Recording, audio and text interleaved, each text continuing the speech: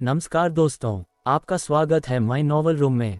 यहाँ आपको मिलेगी फैंटेसी, मार्शल आर्ट्स, सिस्टम और ड्रैगन से भरी रोमांचक कहानियाँ। अगर आपको कहानियाँ पढ़ना और सुनना पसंद है तो अभी चैनल को सब्सक्राइब करें और बेल आइकन बेल दबाना मत भूलें ताकि हमारी हर नई कहानी सबसे पहले आप तक पहुँचे। तो चलिए दोस्तों, शुरू करते हैं हमारी आज की स्टोरी। जैसे ही इंद्रसेन पर बिजली गिरी, उसका शरीर हवा में पीछे की ओर उड़ गया। मुंह से खून का एक कतरा निकला और वह एक मरी हुई मछली की तरह जमीन पर गिर गया। जमीन पर गिरते ही वह तुरंत उठ खड़ा हुआ और अर्जुन को दहशत भरी निगाहों से घूरते हुए थरथराता हुआ चिल्लाया, तुम! यह असंभव है। उसने पहले अर्जुन के स्तर की जांच नहीं की थी, क्योंकि उसके विचार में अर्जुन की शक्ति निश्चित रूप से उससे कम थी। आखिरकार उस समय ये छोटा शैतान सिर्फ एक सेंट रेल्म कल्टीवेटर था, जबकि इंद्रसेन ने इन सभी वर्षों में इस तैरते हुए महाद्वीप पर भरपूर वर्ल्ड एनर्जी और अनगिनत कीमती खजाने का आनंद लिया था, जिससे उसकी खेती तेजी से सुधर रही थी। उस समय इंद्रसेन इस छोटे शैतान से अनगिनत गुना ज्यादा शक्तिशाली था, तो अब वह उसका प्रतिद्वंद्वी कैसे नहीं हो सकता। इंद्रसेन ने अर्जुन को बिल्कुल भी अपनी आंखों में नहीं रखा था, लेकिन जैसे ही अर्जुन के संत क्यूई ने पलटवार किया, इंद्रसेन को एहसास हुआ कि कुछ तो गड़बड़ है। इस छोटे शैतान का संत क्यूई उसके अपने से कहीं ज्यादा शक्तिशाली और शुद्ध था। अपने second order origin returning realm संत क्यूई की तुलना अर्जुन से करना एक जुगनू की तुलना चांद से करने जैसा था। इससे इंद्रसेन को अपनी आंखों पर यकीन नहीं हो रहा था। क्या ये छोटा शैतान पहले से ही एक ओरिजिन किंग है? अब जाकर इंद्रसेन को अर्जुन की जांच करने के लिए अपनी डिवाइन सेंस छोड़ने की याद आई। Third order origin returning realm Arjun के स्तर की पुष्टि करने के बाद इंद्रसेन का रंग उड़ गया और वह जमीन पर गिर गया। सोचने की क्षमता खो बैठा और बड़बड़ाया, ये कैसे संभव है, ये कैसे संभव है? उसे उस पर यकीन नहीं हो रहा था जो उसने अभी महसूस किया था। महज कुछ दशकों में उसके सामने ये छोटा शैतान सेंट रेल्म से third order origin returning realm तक पहुंच गया था। ये किस तरह की भयानक गति और योग्यता थी? क्या ये संभव है कि इस शापित जगह में समय का गुजरना बाहरी दुनिया से अलग था? भले ही वह यहाँ कुछ दशकों तक रहा हो, लेकिन बाहरी दुनिया में यह वास्तव में कुछ 100 साल हो गए थे। नहीं तो इस छोटे शैतान की ऐसी भयानक खेती कैसे हो सकती थी? इंद्रसेन के दिमाग में तरह तरह के अजीबोगरीब विचार कौंधने लगे, क्योंकि वह पूरी तरह से हक्का बक्का रह गया था। उसकी दुख से भरी शक्ल देखकर अर्जुन मदद नहीं कर सका, लेकिन उसने तंज कसा, अज्ञानी। इंद्रसेन पर्पल स्टार का स्वामी नहीं था, इसलिए उसे जो जानकारी उपलब्ध थी वह सीमित थी।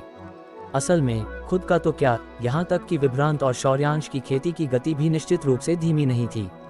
लेकिन अगर सचमुच तुलना करनी हो, वे अभी भी उससे कहीं ज्यादा कमजोर थे। आखिरकार उन सभी के पास शक्तिशाली शक्तियाँ थीं जो उनका समर्थन करती थीं, इसलिए उन्हें खेती के संसाधनों के बारे में चिंता करने की जरूरत नहीं थी। उन्हें व्यक्तिगत रूप से निर्देश देने के लिए भी कई शक्तिशाली कल्टीवेटर थे। दूसरी ओर वह था जो पूरे रास्ते भटक रहा था, अपनी खुद की कोशिश पर निर्भर था। कभी कभी एक या दो लाभार्थियों से मिलता था, तभी उसे कुछ संकेत मिले। इस बिंदु पर अर्जुन जानता था कि वह उन बड़े गुटों के युवा मास्टर्स की तुलना नहीं कर सकता, लेकिन ठीक इसी वजह से उसे अपनी मदद पर निर्भर रहना पड़ा ताकि वह इधर उधर भटक सके। यही वजह थी कि स्वर्ग के मार्ग और मार्शल आर्ट के बारे में उसकी समझ उनसे कहीं ज्यादा गहरी थी। उसने उसकी ओर तिरछी नजर डाली। अर्जुन ने अपने होंठ सिकुड़े और कहा, मुझे अफसोस है कि मैंने तुम्हें उस समय नहीं मारा। इंद्रसेन कांपने लगा, उसकी उदास आंखों में कुछ स्पष्टता लौट आई और उसने ठंडी सांस ली। तुम क्या चाहते हो? भले ही अर्जुन की खेती उससे एक स्तर ज्यादा थी, तो क्या?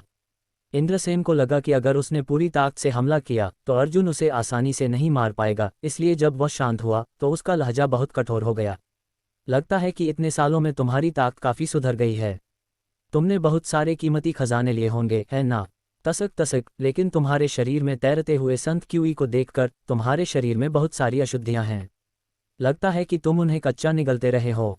क्या तुम जानते हो कि यह उन कीमती खजाने की औषधीय क्षमता का एक बेकार इस्तेमाल है?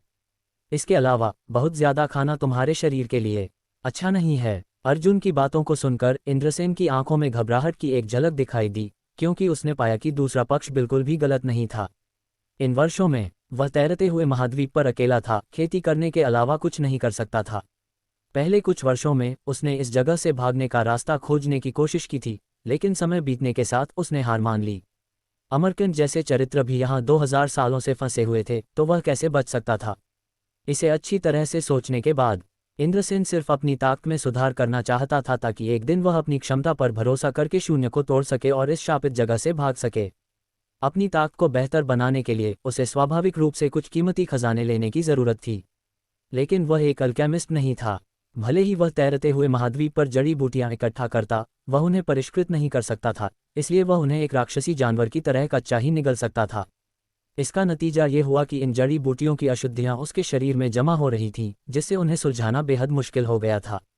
अब वे उसकी खेती को प्रभावित करने लगे थे और हर बार जब वह अपने संत क्यूई को फैलाता था तो उसकी नसें थोड़ी दर्द करती थीं। इंद्रसेन नहीं जानता था कि लंबे समय में इसके क्या परिणाम होंगे, लेकिन वह जानता था कि यह निश्चित रूप से एक अच्छा संकेत नहीं था। अब जब उसकी स्थिति अर्जुन ने देख ली थी तो इंद्रसेन की आंखें चमक उठीं। क्या तुम मेरी स्थिति के बारे में जानते हो? क्या तुम जानते हो कि इसे कैसे सुलझाना है? तो क्या होगा अगर मैं जानता हूँ? अर्जुन की नाक फूल गई, उसने उसे बिल्कुल भी अपनी आंखों में नहीं रखा। मुझे सिखाओ। हाँ, अर्जुन हंसा। क्या तुम मजाक कर रहे हो? मैंने उस समय जो हुआ था उसका हिसाब अभी तक तुमसे नहीं लिया है। उस समय उसे पर्पल स्टार के एक कल्टीवेटर द्वारा पकड़ लिया गया था और इंद्रसेन ने उसे सील कर दिया था, जिससे उसके लिए अपने संत क्यूई का इस्तेमाल करना असंभव हो गया था और वह लगभग मर ही गया था। अर्जुन इस घटना को कभी नहीं भूला था। इतने साल हो गए, उस समय जो हुआ था उसे लाने का क्या मतलब है? और तो और, क्या तुम उस समय मरे नहीं थे? मुझे जल्दी से सिखाओ कि इसे कैसे सुलझाना है और मैं तुम्हें कुछ फायदे दूंगा, इंद्रसेन ने जल्दी से कहा। अर्जुन ने उसका मजाक उड़ाया, एक पल के लिए उसे ऊपर से नीचे तक देखा और फिर भौहें सिकोड़ ली। तुम्हारी स्पेस रिंग कहाँ है? तुम इतने सालों से यहाँ हो, इसलिए तुमने बहुत सारे कीमती खजाने इकट्ठा किए होंगे, है ना? तुम्हारी रिंग कहाँ गई? मेरे पास रिंग कैसे हो सकती है? इंद्रसेन चिल्लाया, क्या तुम्हें याद नहीं है? उस समय अमरकंठ ने सबकी रिंग छीन ली थी। ओह, तो ऐसी बात है, मैं भूल गया था। अर्जुन को अचानक एहसास हुआ। एक स्पेस एरे को परिष्कृत करने के लिए अमरकंठ ने उन सभी की स्पेस रिंग्स छीन ली थी जो यहाँ गिर गए थे, ताकि उनसे कुछ स्पेस स्पिरिट क्रिस्टल निकाले जा सकें। आखिरकार उसका प्रयोग पूरी तरह से असफल हो गया। अगर तुम्हारे पास स्पेस रिंग नहीं है तो तुमने सारा अच्छा सामान कहीं छिपा दिया होगा। अर्जुन ने इंद्रसेन को देखा और कहा, तुम क्या करना चाहते हो? इंद्रसेन का चेहरा उतर गया, क्योंकि उसने अर्जुन को चौकस निगाहों से देखा, मानो वह किसी डाकू को देख रहा हो जो उसे लूटने वाला था। मैं तुम्हें अभी बता दूंगा, मैंने उन चीज़ों को छिपा दिया था, लेकिन उन्हें एक बहुत ही सुरक्षित जगह पर छिपा दिया था। मेरे बिना तुम उन्हें अपने जीवन काल में भी नहीं खोज पाओगे। इतना घबराओ मत, अर्जुन हंसा। मुझे अंदाज़ा लगाने दो। इस जगह में एकमात्र तैयार निवास अमरकंठ द्वारा छोड़ा गया गुफा महल है।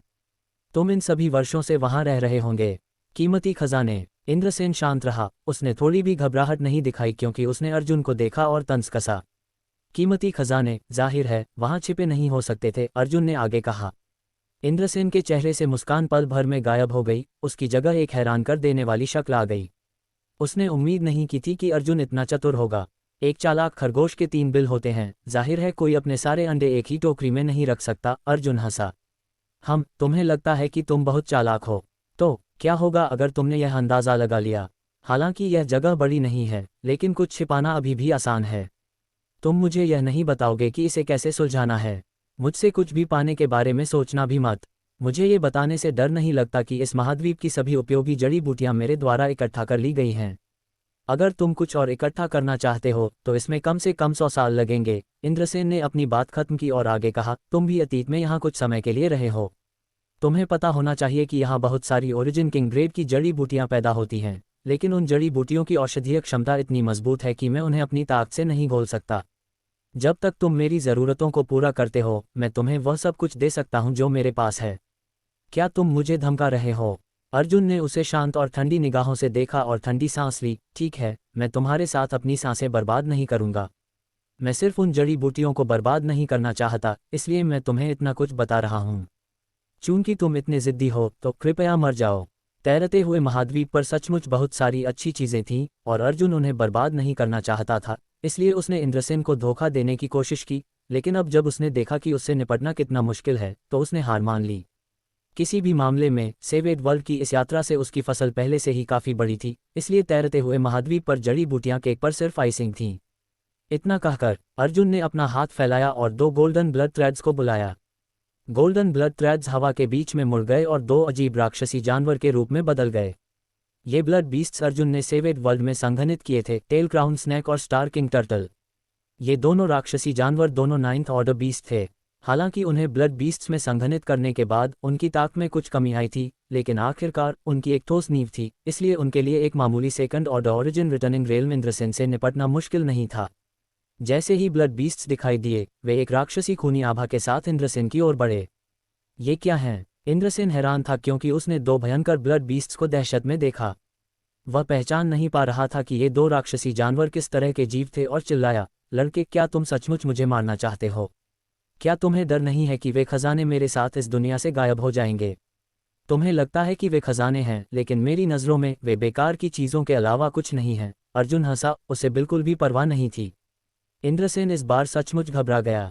उसे लगा था कि अर्जुन उन ओरिजिन किंग ग्रेव की जड़ी बूटियों की परवाह करेगा, इसलिए उसने बिना डरे अर्जुन के साथ बात करने की हिम्मत की थी। लेकिन अब ऐसा लग रहा था कि जिन जीवन रक्षक खजाने पर वह निर्भर था वे कुछ भी नहीं थे।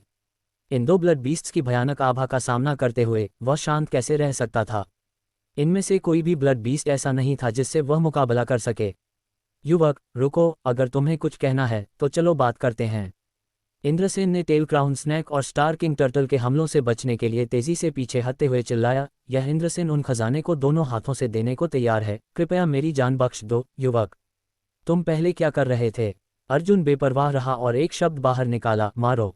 सी तारांकन, गुर्राओ। टेल क्राउन स्नैक और स्टार किंग टर्टल ने दोनों तरफ से इंद्रसेन पर हमला किया, और जैसे ही मौत की आभा उसकी ओर बढ़ी, इंद्रसेन दहशत में चिल्लाया, मुझे मत मारो, मैं तुम्हें एक बड़ा रहस्य बता सकता हूँ, इस महाद्वीप के बारे में एक रहस्य। अगर तुम इसे हासिल कर सकते हो तो तुम्हारी भविष्य की उपलब्धियां असीम होंगी। अर्जुन की भौहें सिकुड़ गईं, और एक विचार के साथ दो ब्लड बीस्ट्स ने हिलना बंद कर दिया। इस पल टेल क्राउन स्नैक के दांत इंद्रसेन से 1 मीटर से भी कम दूर थे और स्टार किंग टर्टल की पूंछ उसकी ओर बढ़ रही थी, लेकिन अर्जुन के आदेश को महसूस करते ही उसने तेजी से अपनी दिशा बदल दी और उसके सिर के ऊपर से उड़ गई। जैसे ही हवा चली, इंद्रसेन को ठंडे पसीने छूट गए।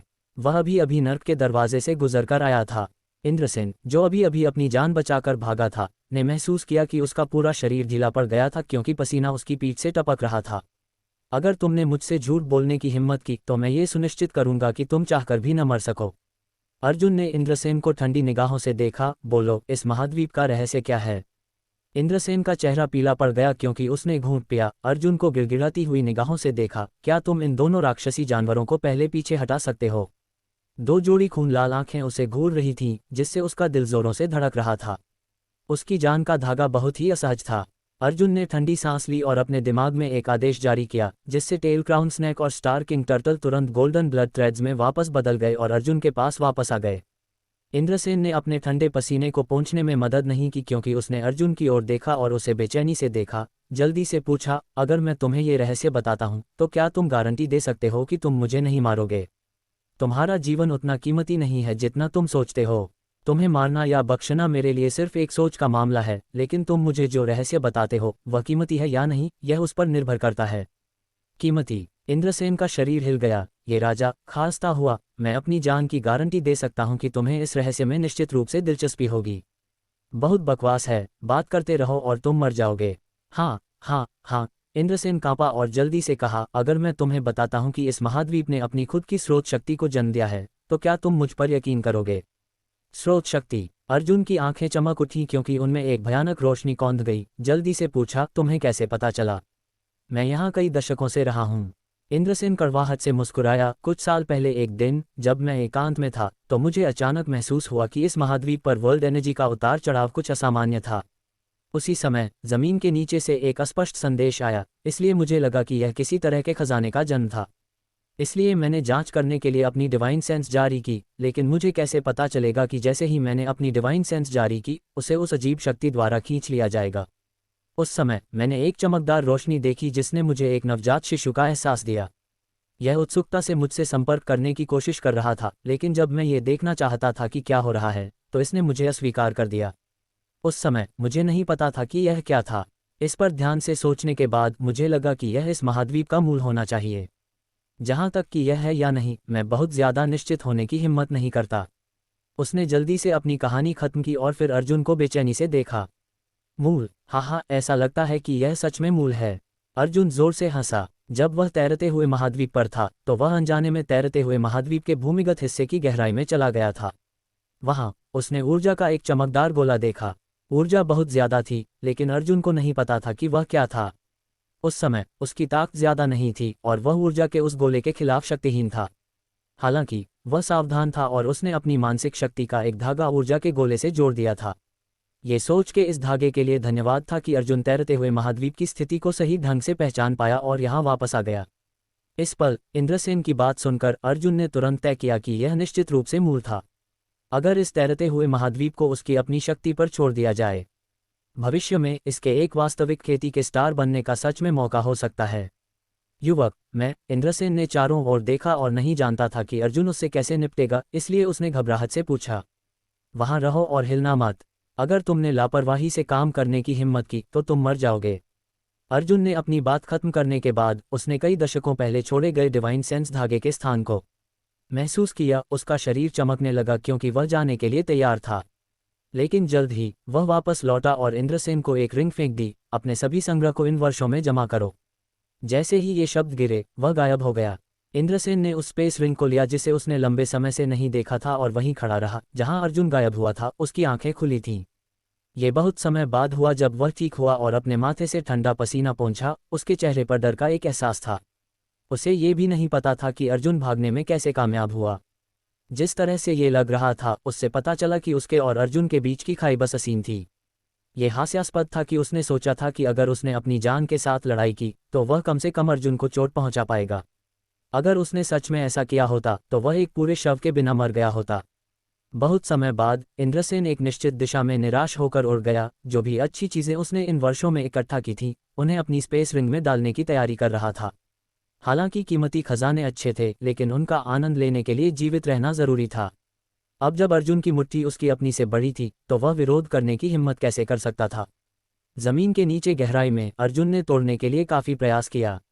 ये जगह सतह से कम 10,000 किलोमीटर दूर होनी चाहिए, लेकिन यहाँ एक खाली जगह थी। इस जगह के केंद्र में ऊर्जा का एक द्रव्यमान था जो एक नर्म चमक बिखेर रहा था। यह ऊर्जा का वही द्रव्यमान था जिसे अर्जुन ने कई दशकों पहले देखा था। हालांकि इस पल ये पहले से ज्यादा छोटा और ज्यादा संघनित लग रहा था, और जब अर्जुन यहाँ पहुंचा तो ऊर्जा के इस द्रव्यमान ने एक मजबूत प्रतिकारक शक्ति दी जो उसे इस जगह से बाहर धकेलना चाहती थी। अर्जुन वहीं खड़ा रहा, चाहे ये प्रतिकारक शक्ति कितनी भी मजबूत क्यों न हो, वह हिला नहीं। ऊर्जा के इस चमकदार द्रव्यमान को करीब से देखते हुए अर्जुन के चेहरे पर खुशी का भाव था और वह बड़बड़ाया, ये सच में एक स्टार सोर्स है। वह शैडोड स्टार का स्टार मास्टर था और उसने शैडोड स्टार के स्टार सोर्स को परिष्कृत किया था, इसलिए इस संबंध में उसके पास निश्चित रूप से एक निश्चित स्तर का अधिकार था। हालांकि तैरते हुए महाद्वीप पर स्टार सोर्स का यह द्रव्यमान शैडोड स्टार पर स्टार सोर्स से बहुत अलग था। इसमें कोई संदेह नहीं था कि यह एक स्टार सोर्स था। इसमें मौजूद शक्ति भयानक थी और यह कुछ ऐसा नहीं था जिसका कोई इंसान विरोध कर सके। हाँ, ये सच में उस डिवाइन सेंस ट्रेड के साथ मिल गया जो मैंने पीछे छोड़ा था। क्या इसका मतलब यह नहीं है कि यह अब मेरा है? अर्जुन ने कुछ देर तक देखा और उत्साहित होने में मदद नहीं कर सका। वह नहीं जानता था कि क्या हुआ था, लेकिन डिवाइन सेंस ट्रेड जो उसने यहाँ इतने सालों पहले छोड़ा था वह वास्तव में इस स्टार सोर्स के साथ मिल गया था जैसे जैसे यह बढ़ा। दूसरे शब्दों में, इस स्टार सोर्स को उसके अपने ब्रांड के साथ ब्रांडेड किया गया था। इसमें कोई आश्चर्य नहीं कि यह सोर्स स्ट्रेंथ इतनी भयानक थी, लेकिन यह मुझे बिल्कुल भी प्रभावित नहीं कर सकी। तो यही कारण है, अर्जुन को अचानक समझ में आया। अगले ही पल अर्जुन का शरीर उत्साह से कांप उठा। स्टार सोर्स के इस द्रव्यमान का पहले से ही अपना ब्रांड था, इसलिए इसे परिष्कृत करना निश्चित रूप से बहुत आसान होगा। अगर वह इसे परिष्कृत कर सकता था तो क्या वह इस तैरते हुए महाद्वीप का मास्टर नहीं बन जाएगा? वह पहले से ही शैडोड स्टार का मास्टर था। अगर वह इस तैरते हुए महाद्वीप का मास्टर बन जाता तो वह 2 सितारों का मास्टर होता। इस तरह की चीज शैडोड स्टार के पूरे क्षेत्र में हजारों सालों से कभी नहीं हुई थी। यहाँ तक कि वे थर्ड ऑर्डर ओरिजिन किंग भी 2 खेती के तारों के स्टार सोर्स को परिष्कृत करने की हिम्मत नहीं करेंगे। अर्जुन के दिमाग में आए विचार ने उसे बेहद उत्साहित कर दिया। उसने सचमुच एक स्टार मास्टर बनने के फायदे का अनुभव किया था। स्टार मास्टर और खेती के तारे का आपस में गहरा संबंध था जो सम्मान और अपमान दोनों को साझा करते थे। अगर एक खेती का स्टार मजबूत था तो स्टार मास्टर को फायदा होगा, और अगर एक खेती का स्टार कमजोर था तो स्टार मास्टर के संसाधन खत्म हो जाएंगे। और इसका उल्टा भी। तैरता हुआ महाद्वीप एक छोटा खेती का स्टार था जो बहुत पहले पैदा नहीं हुआ था और उसमें विकास की असीम संभावनाएं थीं। जब तक वह अपने स्टार सोर्स को परिष्कृत कर सकता था, भविष्य में जैसे जैसे यह बढ़ता उसे अंतहीन फायदा होता। ऐसा सोचते हुए अर्जुन अब अपने उतार चढ़ाव वाले मूड को दबा नहीं सका। उसने अपनी डिवाइन सेंस को जारी किया और अपने सामने स्टार सोर्स के साथ संवाद करने की कोशिश की, लेकिन पाया कि उसने जवाब नहीं दिया। कुछ देर सोचने के बाद अर्जुन को राहत मिली। ये स्टार सोर्स अभी अभी पैदा हुआ था, इसलिए यह एक नवजात शिशु की तरह था, तो ये कैसे प्रतिक्रिया कर सकता था? चलो इसे पहले परिष्कृत करते हैं, अर्जुन ने खुद से बड़बड़ाया और फिर पालथी मारकर बैठ गया। अपने हाथों से एक मुहर बनाते हुए अर्जुन ने अपनी आंखें कसकर बंद कर लीं और अगले ही पल उसके शरीर से एक शुद्ध आध्यात्मिक ऊर्जा फैल गई। नग्न आंखों को दिखाई देने वाली आध्यात्मिक ऊर्जा बाहर निकली और अर्जुन के रूप में बदल गई। यह अर्जुन का आत्मा अवतार था। अगर कोई सितारों के स्टार सोर्स को परिष्कृत करना चाहता था तो उनकी आत्मा को अपना शरीर छोड़ना पड़ता था। केवल स्टार सोर्स के साथ मिलकर ही ऐसा किया जा सकता था। इसलिए सितारों के स्टार सोर्स को परिष्कृत करना बेहद खतरनाक था और थोड़ी सी भी लापरवाही के परिणामस्वरूप मौत हो सकती थी। वे थर्ड ऑर्डर ओरिजिन किंग ऐसा करने की हिम्मत नहीं करेंगे अगर वे पूरी तरह से आश्वस्त नहीं थे। ये भी शैडोड स्टार के क्षेत्र के भीतर था। ऐसा इसलिए था क्योंकि स्टार मास्टर दुर्लभ थे। अंतहीन प्रवाहित समय महान सम्राट में कई अजेय थर्ड ऑर्डर ओरिजिन किंग थे जो सितारों के स्टार सोर्स को परिष्कृत करने की प्रक्रिया में मर गए। अगर तैरते हुए महाद्वीप के सितारों का स्टार सोर्स अभी अभी पैदा नहीं हुआ होता और बहुत शक्तिशाली नहीं होता, और अगर उसकी डिवाइन सेंस के धागों ने इसे पहले से ही उसके ब्रांड के साथ ब्रांडेड नहीं किया होता, तो अर्जुन इतनी लापरवाही से काम करने की हिम्मत नहीं करता। ये शैडोड स्टार के स्टार सोर्स को परिष्कृत करने जैसा नहीं था। उस समय अनाहिता ने उसकी मदद की थी, इसलिए कोई खतरा नहीं था, लेकिन इस बार उसे खुद पर भरोसा करना था। सौभाग्य से अर्जुन को इसकी अच्छी समझ थी क्योंकि उसके पास स्टार रिफाइनिंग कला थी। स्टार रिफाइनिंग कला जो उसे एम्परर गार्डन से मिली थी वह एक गुप्त तकनीक थी जिसे विशेष रूप से सितारों के स्टार सोर्स को परिष्कृत करने के लिए डिज़ाइन किया गया था।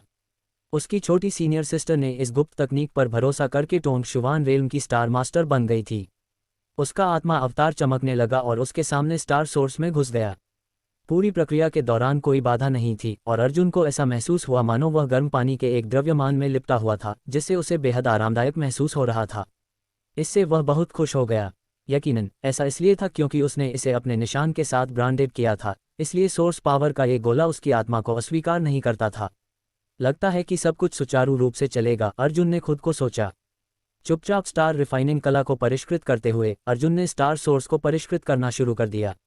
जैसे जैसे समय बीतता गया, प्रकाश का स्रोत चमकने लगा और एक रहस्यमयी आभा उठने और गिरने लगी। पूरी प्रक्रिया अविश्वसनीय रूप से सुचारू रूप से चली और जब उसका आत्मा अवतार स्टार सोर्स के साथ एक निश्चित स्तर की अनुकूलता तक पहुंच गया, तो अर्जुन ने अपनी हाथ की मुहर बदल दी और स्टार सोर्स को अपने शरीर में डालना शुरू कर दिया। जब तक वह इस स्टार सोर्स को अपने शरीर में अवशोषित कर सकता था, वह परिष्करण को पूरा कर सकता था और इस तैरते हुए महाद्वीप का स्टार मास्टर बन सकता था। लेकिन उसी पल अर्जुन के शरीर से अचानक एक और शक्ति फूट पड़ी, जो तैरते हुए महाद्वीप के स्टार सोर्स से कहीं ज्यादा मजबूत थी। इस शक्ति के हस्तक्षेप के तहत तैरते हुए महाद्वीप का मूल रूप से शांत स्टार सोर्स अराजक हो गया और अब अर्जुन के नियंत्रण में नहीं रहा। ठीक नहीं, अर्जुन ने चिल्लाया क्योंकि उसने अपनी आंखें खोली और अपनी हाथ की मुहरों को फिर से बदल दिया। अगले ही पल उसका आत्मा अवतार उसके शरीर में वापस आ गया। वाह! एक जोरदार आवाज के साथ अर्जुन के मुंह से खून का एक घूंट निकला, उसके फेफड़े उथल पुथल में थे और उसका चेहरा कागज की तरह पीला था। कुछ गहरी सांसें लेते हुए अर्जुन ने अपने शरीर में उलट पुलट संत क्यूई और जीवन शक्ति को दबा दिया। अपने सामने स्टार सोर्स को देखते हुए अर्जुन की भौहें सिकुड़ गईं। ये कैसे हो सकता है? तैरते हुए महाद्वीप के स्टार सोर्स को परिष्कृत करना शुरुआती चरणों में काफी सुचारू रूप से चला था और अर्जुन को कार्य को पूरा करने के लिए केवल स्टार सोर्स को अपने शरीर में निर्देशित करने की जरूरत थी, लेकिन अब वह आखिरी कदम पर असफल हो गया था। अर्जुन का चेहरा उतर गया क्योंकि उसने अभी अभी हुए दृश्य को याद किया और भौहें सिकोड़ ली। क्या ये हो सकता है कि दो स्टार सोर्स मेरे शरीर में सह अस्तित्व में नहीं रह सकते? उस पल अर्जुन ने अपने शरीर में शैडोड स्टार का सोर्स फूटता हुआ महसूस किया, जैसे कि एक पक्षी अपने घोंसले की रक्षा कर रहा हो, तैरते हुए महाद्वीप के सोर्स को वापस अपने शरीर में मजबूर कर रहा था। इसी वजह से अर्जुन को एक झटका लगा था। एक स्टार सोर्स की ताकत स्वर्ग और पृथ्वी के सिद्धांतों को प्रभावित करती है। एक एकल खेती के स्टार में केवल एक तरह का विश्व सिद्धांत हो सकता है, तो किसी के शरीर का तो क्या? मैंने शैडोड स्टार के स्टार सोर्स को परिष्कृत किया है और मैं शैडोड स्टार के सिद्धांतों से निकटता से जुड़ा हुआ हूं, इसलिए मुझे डर है कि मेरे लिए एक और स्टार सोर्स को समायोजित करना मुश्किल होगा। हाँ, ऐसा ही होना चाहिए। अर्जुन के विचार उड़ गए और थोड़े समय के बाद उसने ये सब की जड़ का पता लगा लिया। हालांकि यह सिर्फ उसकी अपनी अटकलें थी, लेकिन उसे विश्वास था कि यह सही था। ये ठीक इसी वजह से था कि उसने पहले ही शैडोड स्टार को परिष्कृत कर लिया था कि वह इस बार टोंग शुवान रेल्म के स्टार सोर्स को परिष्कृत करने में असमर्थ था। ऐसा लगता है कि टोंग शुवान रेल्म क्षेत्र में कभी भी दो सितारों का मास्टर नहीं होने का कारण यह नहीं था कि वे ओरिजिन किंग इतने मजबूत नहीं थे, बल्कि इसलिए कि यह बस असंभव था। यह महसूस करने के बाद अर्जुन को बहुत ज्यादा निराशा हुई। ये स्थिति उस व्यक्ति की तरह थी जो स्पष्ट रूप से भूखा था, लेकिन वह कुछ भी खाकर अपना पेट नहीं भर सकता था। एक सचमुच निराशाजनक स्थिति। क्या वह इस स्वर्ग भेजे गए अवसर को जाने देगा? इस तथ्य का उल्लेख भी नहीं किया कि टोंगशुवान रेल्म का स्टार सोर्स अभी अभी पैदा हुआ था। इसे परिष्कृत करना बेहद आसान था, इसलिए उसने पहले ही अपनी आत्मा का ब्रांड इस स्टार सोर्स में डाल दिया था, जो इसे परिष्कृत करने के लिए ज़रूरी शर्तों को पूरी तरह से पूरा करता था। इस तरह की चीज़ को बेहद दुर्लभ कहा जा सकता था, इसलिए अर्जुन अपने सामने इस स्टार सोर्स को छोड़ने के लिए अनिच्छुक था। हालांकि उसका शरीर अब एक और ओरिजिन सोर्स को समायोजित नहीं कर सकता था, इसलिए वह कुछ नहीं कर सकता था। अर्जुन वहीं बैठा रहा, खुद को ठीक कर रहा था, जबकि दोनों दुनिया का सबसे अच्छा पाने का रास्ता खोजने के लिए अपना दिमाग खुर्च रहा था। लंबे समय तक सोचने के बाद वह अभी भी एक अच्छा विचार नहीं सोच सका। उसने बेचैनी से अपना सिर खुरचा। आराम से उसे कुछ सूझा और उसकी बेचैन और चिड़चिड़ी आंखें धीरे धीरे साफ और चमकदार हो गईं। कुछ देर सोचने के बाद वह हंसने में मदद नहीं कर सका। मूर्ख, कितना मूर्ख हूँ, मैंने इसके बारे में क्यों नहीं सोचा। अर्जुन ने अपनी हथेली से अपने सिर पर मारा। ऐसा लग रहा था मानो वह पागल हो गया था। अगले ही पल उसने अपना हाथ हिलाया और स्टोन मंगूज को बुलाया और फायरबर्ड को बुलाया। मास्टर के आदेश। जैसे ही लियू यान दिखाई दिया, हमेशा की तरह उसने एक सवाल पूछा, तुम दोनों अपने सामने इस चीज़ को देखो, कौन इसे निगल सकता है? तुम दोनों को वह, अर्जुन को वह खुद। स्टोन मंगूज और लियू यान हमेशा उसके सबसे शक्तिशाली सहायक रहे थे। उन दोनों के पास अब अकेले ओरिजिन किंगों से लड़ने की युद्ध शक्ति थी, इसलिए अगर वे इस स्टार सोर्स को खा सकते थे तो वे निश्चित रूप से और भी मजबूत हो जाएंगे। चूंकि वह खुद इसे परिष्कृत नहीं कर सकता था, इसलिए यह बेहतर था कि वह अपने दो सहायकों को कोशिश करने दे। अगर वे सफल हो गए तो यह उसके लिए बहुत मददगार होगा। ये सुनकर लियू यान ने स्रोत को देखने के लिए अपना सिर घुमाया, लेकिन अगले ही पल उसकी सुंदर आंखों में डर की एक झलक कौंध गई, क्योंकि उसने हैरत से कहा, मास्टर, हालांकि मुझे नहीं पता कि यह चीज़ क्या है, मुझे डर है कि मेरे पास इसे निगलने की क्षमता नहीं है। इसमें एक गहरा आभा है जो मेरी अपनी से ज्यादा है। अगर मैं लापरवाही से इसे निगलने की कोशिश करूंगा तो मैं इसके द्वारा नष्ट हो जाऊंगा। वह प्रिंसिपल है, अर्जुन ने सिर हिलाया और समझाया।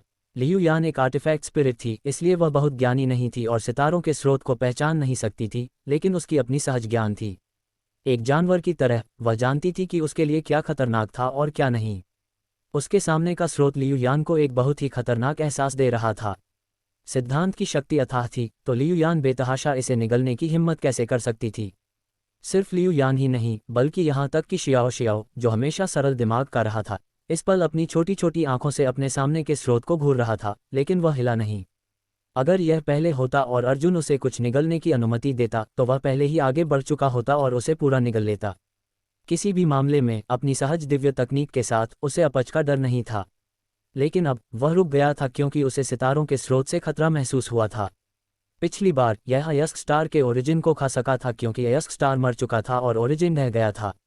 इसका सिर्फ एक निशान बचा था जो इसके लिए हानिकारक नहीं था, इसीलिए ये सफल हो पाया था। लेकिन अब तैरते हुए महाद्वीप का ओरिजिन पूरा हो गया था। हालांकि यह अभी अभी पैदा हुआ था, लेकिन ये कुछ ऐसा नहीं था जिसे टाइनी छू सके। उन्हें ऐसा देखकर अर्जुन तुरंत जानता था कि वे शक्तिहीन थे और कहा, उस मामले में तुम वापस जा सकते हो। अपने हाथ की एक लहर के साथ उसने शियाओ और लियू यान को फिर से हटा दिया। एक और सुनहरा स्टोन मंगूज अर्जुन के सामने फिर से दिखाई दिया। Stone mongoose doppelganger. शियाओ और लियू यान स्रोत के बारे में कुछ नहीं कर सकते थे, लेकिन अर्जुन चिंतित नहीं था क्योंकि उसके पास अभी भी उसका डोपेलगैंगर था। उसने शियाओ और लियू यान को पहले बाहर बुलाया था। इसका कारण ये था कि अर्जुन चाहता था कि उन्हें कुछ फायदे मिले ताकि वे जल्द से जल्द बड़े हो सकें। चूंकि वे कुछ नहीं कर सकते थे तो यह उसके डोपेलगैंगर का समय था। उसका शरीर दो स्रोतों को समायोजित नहीं कर सकता था, लेकिन दूसरे शरीर का उपयोग करना ठीक होना चाहिए, है ना?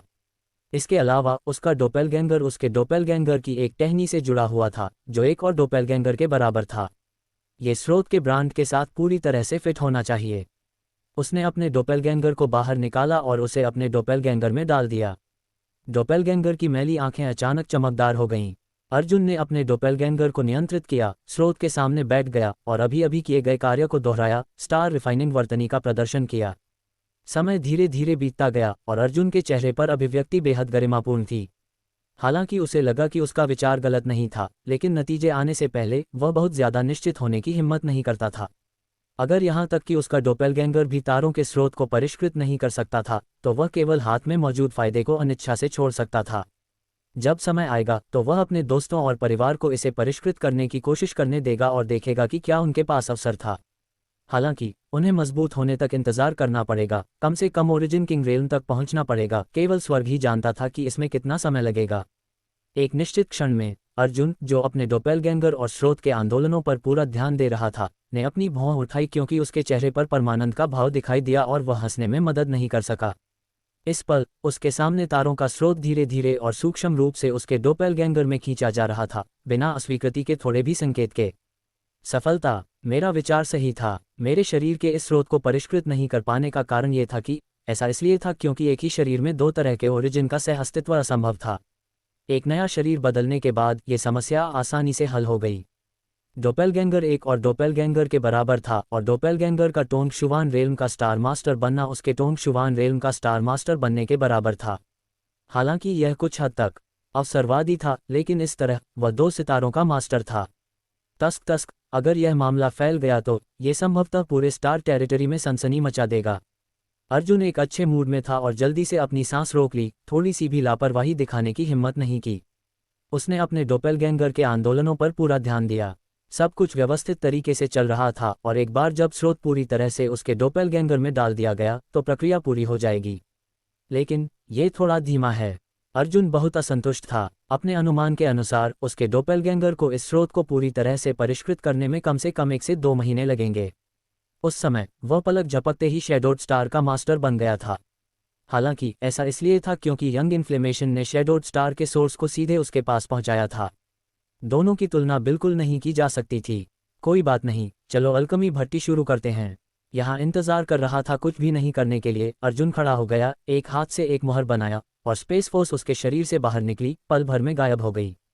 अब उसके डोपेलगैंगर पर ध्यान देने की जरूरत नहीं थी, इसलिए ये सिर्फ समय की बात थी। अर्जुन अब और इंतजार करने के लिए बहुत आलसी था, इसलिए उसने इस समय का फायदा उठाकर कुछ गोलियों की भट्टियों को परिष्कृत करने का फैसला किया।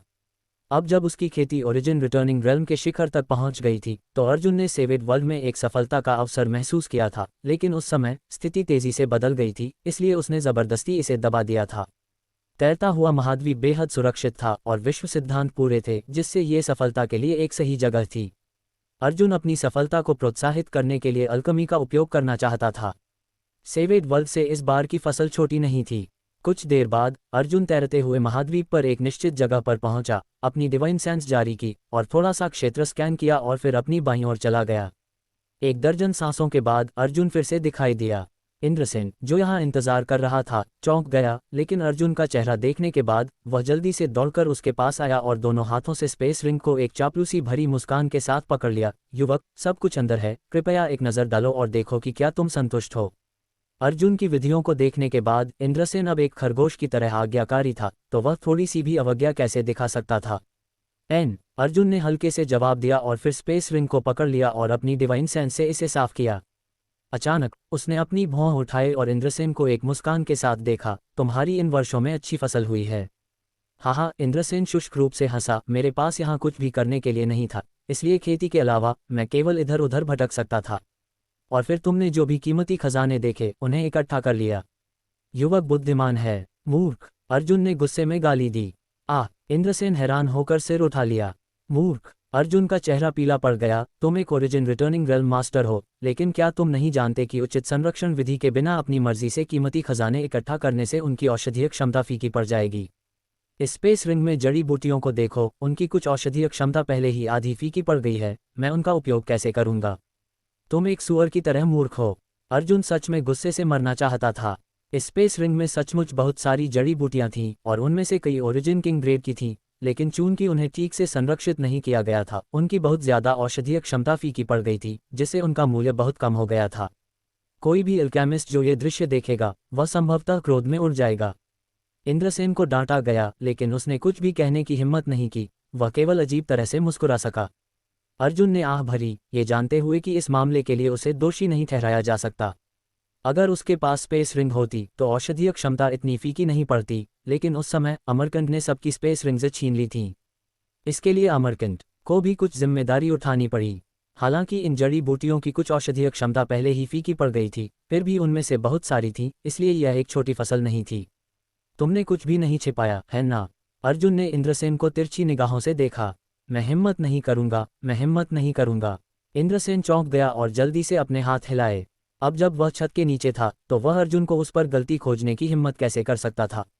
जल्दी से एक शपथ लेते हुए, अगर उसने कुछ भी छिपाने की हिम्मत की तो उसे बिजली से मारा जाएगा। अच्छा, तुम्हारे लिए यहाँ और कुछ नहीं करना है, जाओ, अर्जुन ने बेचैनी से अपना हाथ हिलाया। इंद्रसेन दूसरी ओर वहीं खड़ा रहा और अर्जुन को उम्मीद से घूरता रहा। ऐसा लग रहा था कि वह कुछ कहना चाहता था लेकिन झिझक रहा था। तुम और क्या चाहते हो युवक? वह सोर्स, क्या तुम वह पूछ सकते हो? अर्जुन का चेहरा उतर गया क्योंकि उसकी आंखों में एक ठंडी रोशनी कौंध गई, आध्यात्मिक ऊर्जा की एक अदृश्य लहर भेज रहा था। इंद्रसेन पर पल भर में जोरदार वार हुआ, उसकी नॉलेज सी की सुरक्षा तुरंत फट गई, जिससे उसे सिर में जोरदार दर्द हुआ क्योंकि वह पीछे की ओर लड़खड़ा गया, उसका चेहरा पीला था। इस वार को झेलने के बाद इंद्रसेन हैरान था और तुरंत जानता था कि उसका पिछला अंदाजा गलत नहीं था। अगर अर्जुन सच में उसे मारना चाहता था तो यह एक चिकन या कुत्ते को मारने जितना आसान होगा।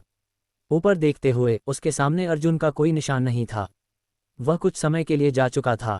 कड़वाहट से मुस्कुराते हुए इंद्रसेन जल्दी से पालथी मारकर बैठ गया और अपने घावों को ठीक करने के लिए अपनी गुप्त कला को प्रसारित करना शुरू कर दिया। तैरते हुए महाद्वीप पर कहीं सुंदर दृश्यों के साथ अर्जुन दिखाई दिया। दृश्य बुरा नहीं है, ये है, अर्जुन ने खुद से बड़बड़ाया और फिर कुछ ब्लड बीस्ट्स को जारी किया और उन्हें चारों ओर की सुरक्षा के लिए फैला दिया। हालांकि इंद्रसेन अभी तैरते हुए महाद्वीप पर एकमात्र बाहरी व्यक्ति था और अर्जुन को यकीन था कि वह उसे परेशान करने की हिम्मत नहीं करेगा, फिर भी एक संभावना थी। जब तक वह कुछ ब्लड बीस्ट्स को उसकी रखवाली के लिए छोड़ देता था तब तक अर्जुन आराम कर पाएगा। तुरंत अर्जुन ने पर्पल ओरिजिन फनेस को बुलाया जिसका उपयोग वह अल्कमी के लिए करता था और अपनी स्पेस रिंग में जड़ी बूटियों की तलाश करने लगा। मुझे किस तरह की गोली को परिष्कृत करना चाहिए? अर्जुन ने अपनी डिवाइन सेंस से अपनी स्पेस रिंग को स्कैन किया। वह इस बार अल्कमी कर रहा था, इसका मुख्य कारण उसकी सफलता को प्रोत्साहित करना था, इसलिए उसने किस तरह की गोली को परिष्कृत किया इससे कोई फर्क नहीं पड़ता था। उसे बस अल्कमी का उपयोग करके खुद को इस दुनिया में एकीकृत करने की जरूरत थी।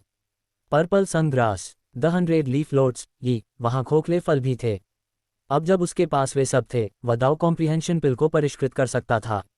मैं इसका उपयोग अपनी सफलता के बाद अपनी खेती को मजबूत करने के लिए कर सकता हूँ। अर्जुन ने जल्दी से अपना फैसला कर लिया। मुख्य कारण ये था कि उसके पास दाव कॉम्प्रिहेंशन पिल को परिष्कृत करने के लिए ज़रूरी सभी सामग्री थी। अब जब उसके पास वे सब थे तो ये सबसे सुविधाजनक था। एक एक करके विभिन्न जड़ी बूटियों को बाहर निकालने और उन्हें अपने बगल में व्यवस्थित करने के बाद अर्जुन ने अपना हाथ फैलाया और पर्पल ओरिजिन फनेस की ओर इशारा करने से पहले एक मुहर बनाई। अर्जुन ने पल भर में अपने प्रज्वलित स्पिरिचुअल एनर्जी को पर्पल ओरिजिन फनेस में डाल दिया, जिससे उसका तापमान तेजी से बढ़ गया। अर्जुन ने एक के बाद एक दवा की जड़ी बूटियों को व्यवस्थित तरीके से गोली की भट्टी में फेंक दिया, जबकि उसके प्रज्वलित स्पिरिचुअल एनर्जी का आकार लगातार बदल रहा था। अर्जुन का अल्कमी दाव मूल रूप से सच्ची अल्कमी मार्ग द्वारा सिखाया गया था और उसे टोंग शुवान महाद्वीप के स्वर्ग की पके बूढ़े आदमी से भी कुछ संकेत मिले थे। बाद में उसने ट्रू अल्कमी एनलाइटनमेंट स्क्रिप्चर सीखा और उसने जो कुछ भी सीखा वह सबसे अच्छी अल्कमी तकनीकों में से एक था। इसके अलावा वह कभी कभी प्रिया के साथ अल्कमी के दाव पर चर्चा करता था। इस तरह अल्कमी दाव में उसकी काफ़ी उपलब्धि थी। सभी तरह की मुहरें लगातार पर्पल ओरिजिन फनेस में भेजी जा रही थीं और एक के बाद एक स्पिरिट एरे भट्टी के अंदर दिखाई दे रही थी और गायब हो रही थी। अर्जुन की अभिव्यक्ति बेहद केंद्रित थी क्योंकि उसने धीरे धीरे सभी विचलित करने वाले विचारों को छोड़ दिया और खुद को अल्कमी के लिए समर्पित कर दिया। उसकी आभा भी उसके चारों ओर की दुनिया के साथ घुलने लगी, मानो उसका पूरा व्यक्ति इसका एक हिस्सा बन गया हो। एक स्पिरिट पिल को परिष्कृत करना एक जटिल प्रक्रिया थी। ये सिर्फ औषधीय तरल पदार्थों को संघनित करने और उन्हें गोली की भट्टी के अंदर एक दूसरे के साथ बातचीत करने की एक साधारण प्रक्रिया नहीं थी। किस तरह की गर्मी का उपयोग करना है, किस तरह की स्पिरिट एरे को अंकित करना है, किस तरह की अल्कमी तकनीक का उपयोग करना है, हर कदम पर ध्यान से विचार करना पड़ता था। अगर कोई एक भी गलती करता था या सही समय नहीं पकड़ता था तो परिष्करण को विफल करना संभव था, और भले ही कोई सफल हो गया हो तो गोली की गुणवत्ता बहुत ज़्यादा नहीं होगी। अल्कमी एक दाव था जिसे किसी के दिमाग और दृढ़ता की ज़रूरत थी। अर्जुन के पास एक प्रज्वलित स्पिरिचुअल एनर्जी थी। अल्कमी के मामले में उसके पास उत्कृष्ट स्थितियां थीं, इसलिए उसे गोलियों को परिष्कृत करने के लिए ज़रूरी समय और ऊर्जा साधारण अल्केमिस्ट की तुलना में बहुत कम थी।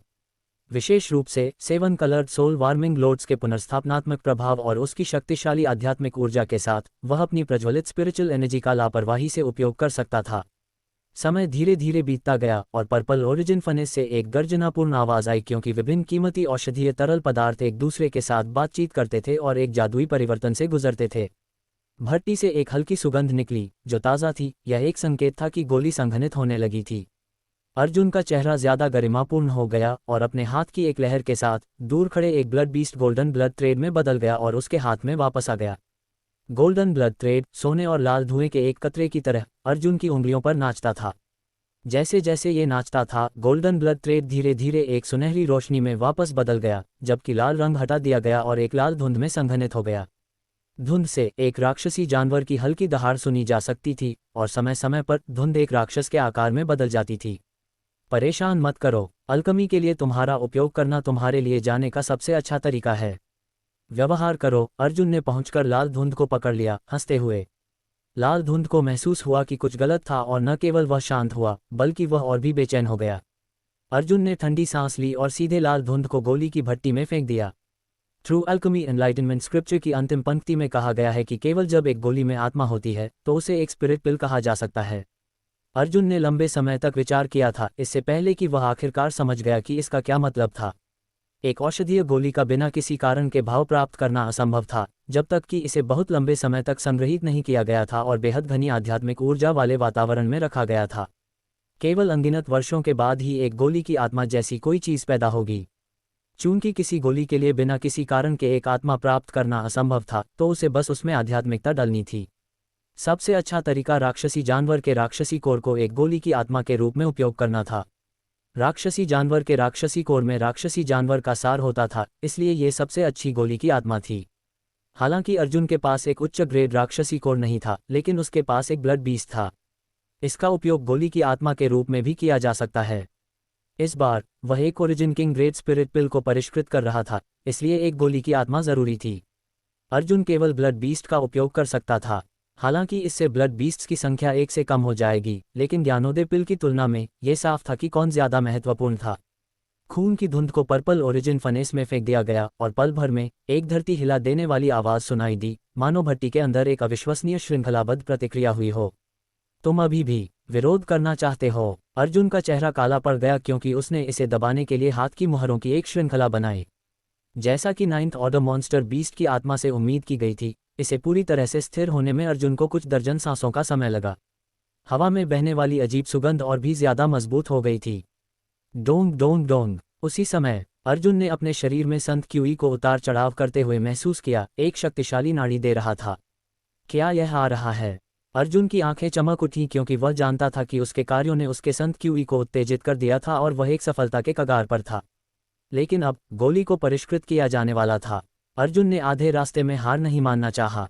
जल्दी से हाथ की मुहरों की एक श्रृंखला बनाते हुए अर्जुन ने ट्रू अल्केमी एनलाइटनमेंट स्क्रिप्चर में दर्ज गोली संघनन तकनीक का उपयोग करना शुरू कर दिया, अलग अलग हाथ की मुहरें बनाते हुए और उन्हें पर्पल ओरिजिन फनेस में भेजते थे। भट्टी के अंदर की हलचल जोर जोर से होने लगी, जब तक कि अर्जुन ने सैकड़ों हाथ की मुहरें बना ली थीं। अचानक अंदर से एक लुढ़कती हुई आवाज आई, मानो कुछ पर्पल ओरिजिन फनेस के अंदर लुढ़क रहा हो। उठो! अर्जुन चिल्लाया क्योंकि उसने अपनी हथेली को पर्पल ओरिजिन फनेस पर मारा। अगले ही पल 3 प्रकाश की लकीरें अचानक पर्पल ओरिजिन फनेस से बाहर उड़ गईं। प्रकाश की ये लकीरें 3 अलग अलग दिशाओं में उड़ गईं। हा, तुम भागना चाहते हो? बेकार की सोच। अर्जुन हंसा क्योंकि उसका शरीर चमकने लगा और वह सीधे एक गोलियों के पीछे दिखाई दिया। इस गोली को पकड़ते हुए अर्जुन ने इसे देखे बिना ही इसे एक तैयार जेड बोतल में भर दिया। तुरंत बाद उसने वही काम किया और दूसरी और तीसरी गोली को बोतलों में डाल दिया। एक समय में 3 गोलियों को परिष्कृत करना पहले से ही स्टारफॉल स्टार के पूरे क्षेत्र में सभी अल्केमिस्ट की सहमति थी। यहाँ तक कि प्रसिद्ध अल्केमी ग्रैंड मास्टर्स भी। किसी की अल्केमी कितनी भी कुशल क्यों न हो, सामग्री का एक सेट केवल एक ही गोली को परिष्कृत कर सकता था। लेकिन अर्जुन के मामले में यह सामान्य ज्ञान टूट गया था। ट्रू अल्केमी एनलाइटनमेंट स्क्रिप्चर में दर्ज प्राचीन अल्केमी तकनीक सचमुच अद्भुत थी। शायद प्राचीन समय में वे सर्वशक्तिमान अल्केमिस्ट ऐसे अल्केमी का अभ्यास करते थे, लेकिन समय बीतने के साथ अल्केमी ज्ञानशास्त्र गायब हो गया था। इस तरह की एक चमत्कारी अल्केमी तकनीक पहले ही खो गई थी, जिसके कारण अंत में सभी अल्केमिस्ट सामग्री के एक सेट का उपयोग केवल एक स्पिरिट पिल को परिष्कृत करने के लिए कर सकते थे। गड़गड़ाहट। आकाश में एक धीमी गड़गड़ाहट की आवाज सुनाई दी। अर्जुन ने आकाश को देखने के लिए अपना सिर ऊपर उठाया, केवल अपने सिर के ऊपर काले बादलों का एक द्रव्यमान इकट्ठा होते देखा। एक रजाई की तरह जिसे 100 सालों तक धोया नहीं गया था, यह उसके सिर पर भारी पड़ रहा था, जिससे उसकी छाती में भरा हुआ महसूस हो रहा था। इस काले बादल के अंदर विनाश की एक भयानक आभा थी, मानो यह इस तैरते हुए महाद्वीप को नष्ट कर सकती थी। ये सिर्फ शुरुआत थी। बड़ी मात्रा में वर्ल्ड एनर्जी लगातार काले बादल में डाल रही थी, जिससे उसका आकार बढ़ रहा था। अर्जुन का चेहरा गरिमापूर्ण हो गया। इस बार वह ओरिजिन रिटर्निंग रेल्म से ओरिजिन किंग रेल्म तक पहुंच रहा था, इसलिए आने वाला वर्ल्ड एनर्जी का बपतिस्मा निश्चित रूप से पहले से अलग होगा। एक पल के लिए अवलोकन करने के बाद अर्जुन ने अपना हाथ हिलाया और अनगिनत संत क्रिस्टल को बाहर फेंक दिया। इससे पहले कि तुरंत एक मुक्का मारा, अपने संत क्यूई को इन संत क्रिस्टल की ओर भेज रहा था। मेरे लिए फूटो। एक गड़गड़ाहट के साथ दसियों लाखों संत क्रिस्टल हवा के बीच में धूल में फूट गए और संत क्रिस्टल में मौजूद वर्ल्ड एनर्जी सभी दिशाओं में फैल गई, एक बड़े क्षेत्र को भर रही थी। पलक झपकते ही अर्जुन के चारों ओर 10 किलोमीटर के दायरे में वर्ल्ड एनर्जी की समृद्धि अचानक एक पूरे नए स्तर पर बढ़ गई। सफलता के लिए बड़ी मात्रा में वर्ल्ड एनर्जी की जरूरत थी और हालांकि तैरता हुआ महाद्वीप वर्ल्ड एनर्जी में समृद्ध था, फिर भी अर्जुन ने अपनी सुरक्षा को कम करने की हिम्मत नहीं की और अपने चारों ओर के वातावरण को पोषित करने के लिए दसियों लाखों संत क्रिस्टल को फोड़ने में संकोच नहीं किया। हालांकि वर्ल्ड एनर्जी पहले से ही भरपूर थी, फिर भी अर्जुन नहीं रुका। अपने हाथ की एक लहर के साथ उसके शरीर के चारों ओर गहरे दाव वाले कई हेक्सागोनल पत्थर बिखरे हुए थे। ये पत्थर 100 से ज्यादा थे और वे एक दूरी से एक दूसरे के साथ प्रतिध्वनित होते थे। धीरे धीरे इस क्षेत्र में एक डोमेन की शक्ति बन गई। Territory stones. अर्जुन ने अपने सबसे करीबी रिश्तेदारों को कई टेरिटरी स्टोन्स दिए थे, लेकिन उसके पास अभी भी बहुत कुछ बचा था। अब जब वह ओरिजिन किंग रेल्म तक पहुंचने वाला था तो जाहिर है वह कंजूसी नहीं करेगा। अर्जुन ने अपनी सफलता के दौरान इन टेरिटरी स्टोन्स में निहित ऊर्जा को अवशोषित करने की उम्मीद की, अपने क्षेत्र की धारणा और समझ में सुधार किया। फिर उसने अपना हाथ हिलाया और अपने ब्लड बीस्ट को बाहर निकाला। साथ ही स्टोन मंगूज, शियाओ शियाओ और लियू यान को आदेश दिया, तुम सभी फैल जाओ। 30 किलोमीटर के दायरे में जो भी पास आने की हिम्मत करे उसे मार डालो। अर्जुन ने मुख्य रूप से इंद्रसेन से रक्षा करने के लिए ऐसा किया। अगर यह छोटा शैतान अनिच्छुक था और जब वह सफलता प्राप्त कर रहा था तब उसे परेशान करने का फैसला करता तो परिणाम अकल्पनीय होते। अगले ही पल ब्लड बीस्ट्स और स्टोन मंगूज बिखर गए। जाने से पहले आर्टिफैक्ट स्पिरिट लियू यान ने अपने चेहरे पर डर के साथ आकाश में काले बादलों को घूर कर देखा। वह महसूस कर सकती थी कि यह वर्ल्ड एनर्जी का बपतिस्मा कितना भयानक था और यहाँ तक कि उसकी वर्तमान ताकत के साथ भी उसने आसानी से इसे रोक पाने की हिम्मत नहीं की। इंद्रसेन उस जगह की ओर लड़खड़ाता हुआ भागा जहाँ अर्जुन अपनी साधना को पूर्ण कर रहा था। वह मन ही मन सोच रहा था, यह क्या हुआ है, क्या हो रहा है, क्या ये शापित जगह तबाह होने वाली है। वह अभी अभी स्वयं को ठीक कर रहा था, लेकिन जब उसने अपनी आंखें खोलीं तो अचानक पाया कि पूरे तैरते हुए महाद्वीप का वातावरण पूरी तरह से बदल गया है। आसमान में गरजने की आवाज आ रही थी, काले बादल आसमान को ढक रहे थे और वर्ल्ड एनर्जी की आभा लगातार और अधिक सक्रिय होती जा रही थी। वह पूरी तरह से हक्का बक्का रह गया था और उसे समझ नहीं आ रहा था कि क्या हो रहा है। वह केवल उस हलचल के स्रोत का पीछा कर सकता था और यह जानने की कोशिश कर सकता था कि क्या हो रहा है। जैसे जैसे वह आगे बढ़ता गया उसने देखा कि आसमान में काला बादल और भी बड़ा होता जा रहा था। इसके अलावा काले बादल के अंदर लगातार गहरे काले रंग की बिजली चमक रही थी, जैसे कि एक भयंकर और डरावना ड्रैगन अंदर छिपा हुआ था और अचानक अपना सिर बाहर निकाल रहा था। इस दृश्य ने उसे डर से कांपने पर मजबूर कर दिया। 100 किलोमीटर उड़ने के बाद इंद्रसेन की दृष्टि धुंधली हो गई, क्योंकि उसके सामने अचानक एक अजीबोगरीब खून के रंग का मॉन्स्टर बीस्ट दिखाई दिया। इंद्रसेन अचानक रुक गया और जल्दी से रुक गया, क्योंकि उसने देखा कि रक्त दानव की आंखें दुर्भावनापूर्ण इरादे से भरी हुई थीं, जैसे कि वह उसे चेतावनी दे रहा था कि वह आगे न बढ़े। उसे यकीन था कि अगर वह आगे बढ़ता है तो ये रक्त दानव निश्चित रूप से उस पर एक भयानक हमला करेगा। ये रक्त दानव अर्जुन की वजह से आया था, ये वह स्वाभाविक रूप से जानता था। इसलिए इंद्रसेन ने कुछ देर सोचा और समझा कि तैरते हुए महाद्वीप की मौजूदा स्थिति निश्चित रूप से अर्जुन से संबंधित थी। क्या यह इसलिए है क्योंकि वह तारों के तारा स्रोत को परिष्कृत कर रहा है? इंद्रसेन ने अपने दिल में कुछ जंगली अंदाजे लगाए, लेकिन वह फिर भी इसका पता नहीं लगा सका।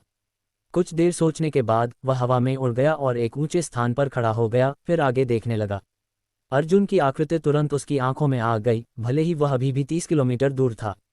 हालांकि इंद्रसेन अब एक द्वितीय स्तर उत्पत्ति रिटर्निंग रेल्म का गुरु था, इसलिए उसकी दृष्टि काफी अच्छी थी। 30 किलोमीटर दूर का दृश्य साफ साफ दिखाई दे रहा था। इंद्रसेन सदमे में चिल्लाया, यह एक उन्नति नहीं है ना? उसका पूरा शरीर कांप रहा था।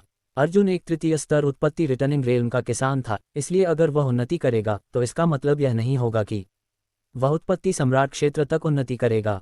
जब उत्पत्ति सम्राट क्षेत्र शब्द इंद्रसेन के दिमाग में आया तो यह एक विशाल घंटी की तरह बज रहा था, जिससे वह लगभग आसमान से गिर गया।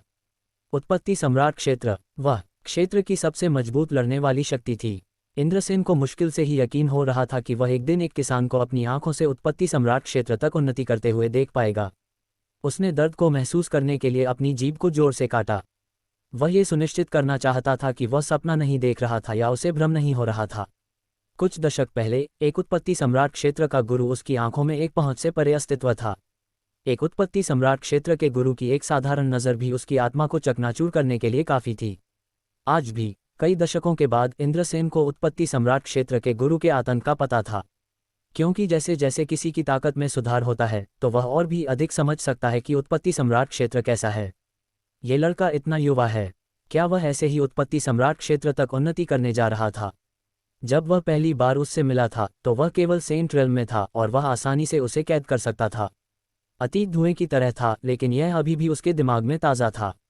अगर वह इस बार उन्नति करने में सफल होता है तो वह निश्चित रूप से पूरे स्टारफील्ड का सबसे युवा उत्पत्ति सम्राट क्षेत्र का गुरु बन जाएगा, और इसकी कोई गारंटी नहीं थी कि वह कभी उससे आगे नहीं निकल पाएगा।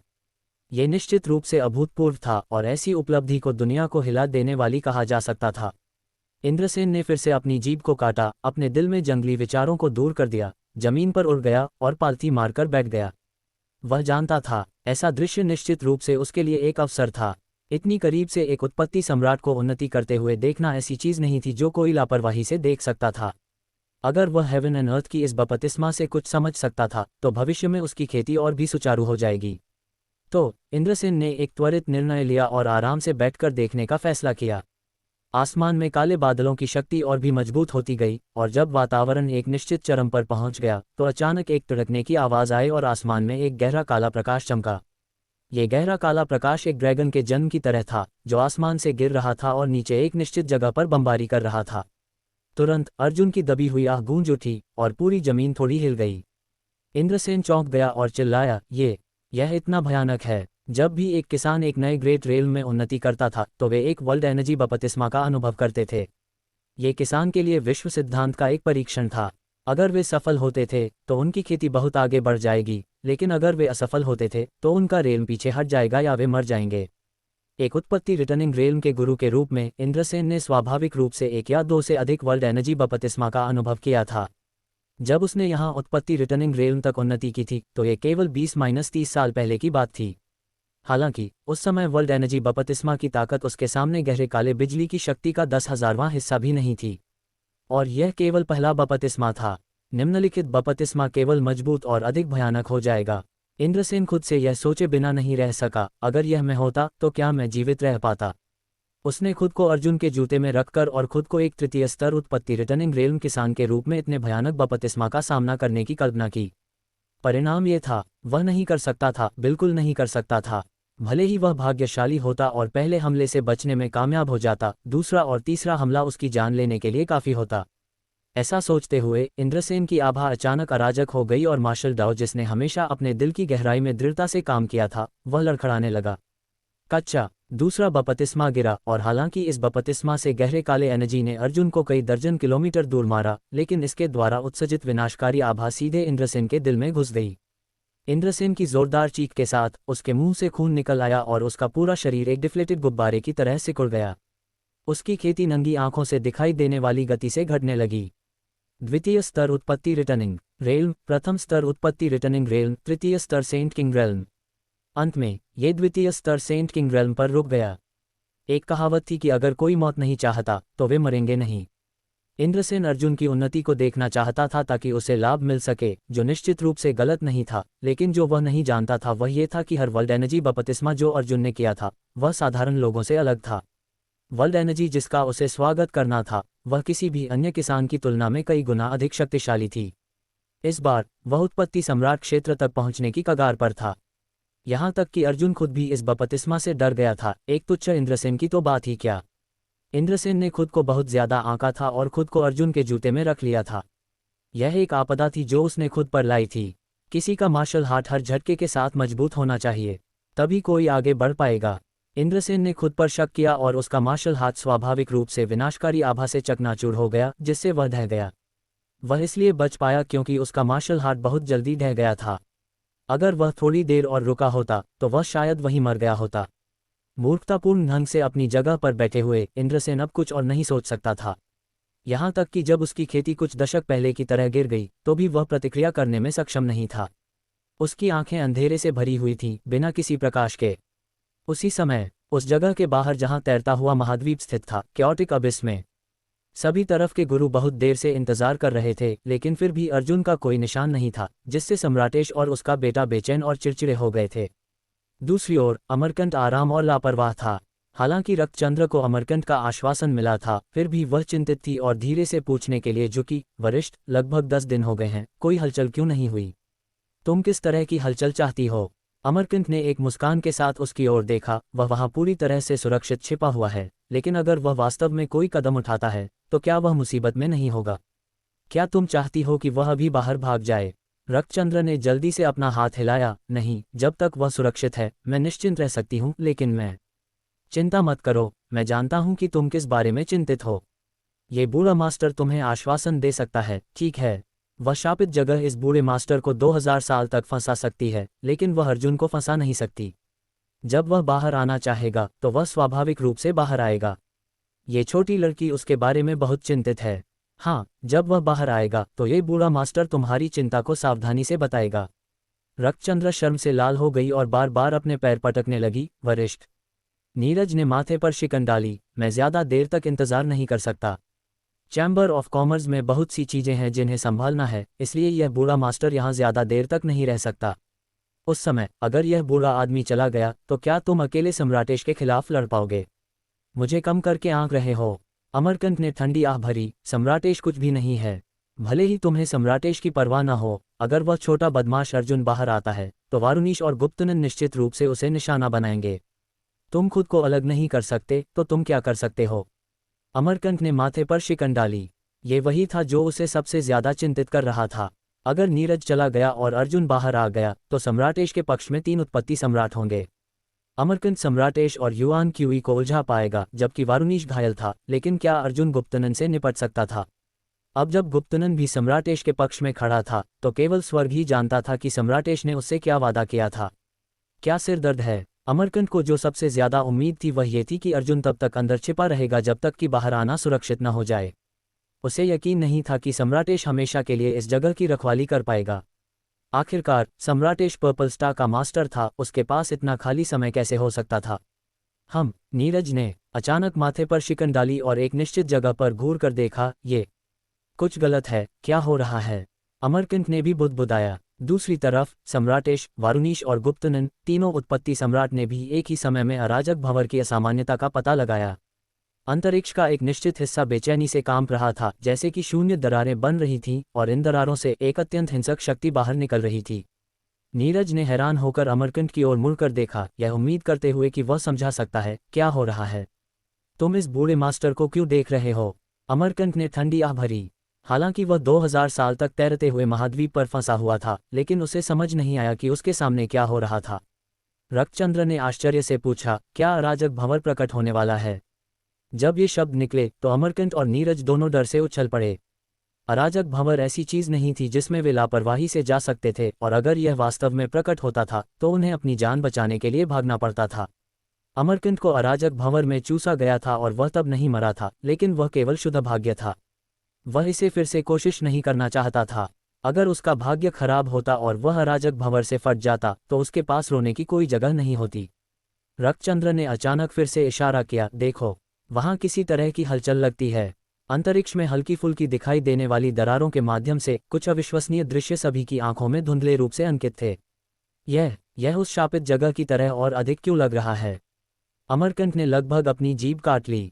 हालांकि दरारें अत्यंत छोटी और अस्थिर थीं, फिर भी अमरकंट एक तैरते हुए महाद्वीप की तरह दिखने वाली चीज को देखने में सक्षम था।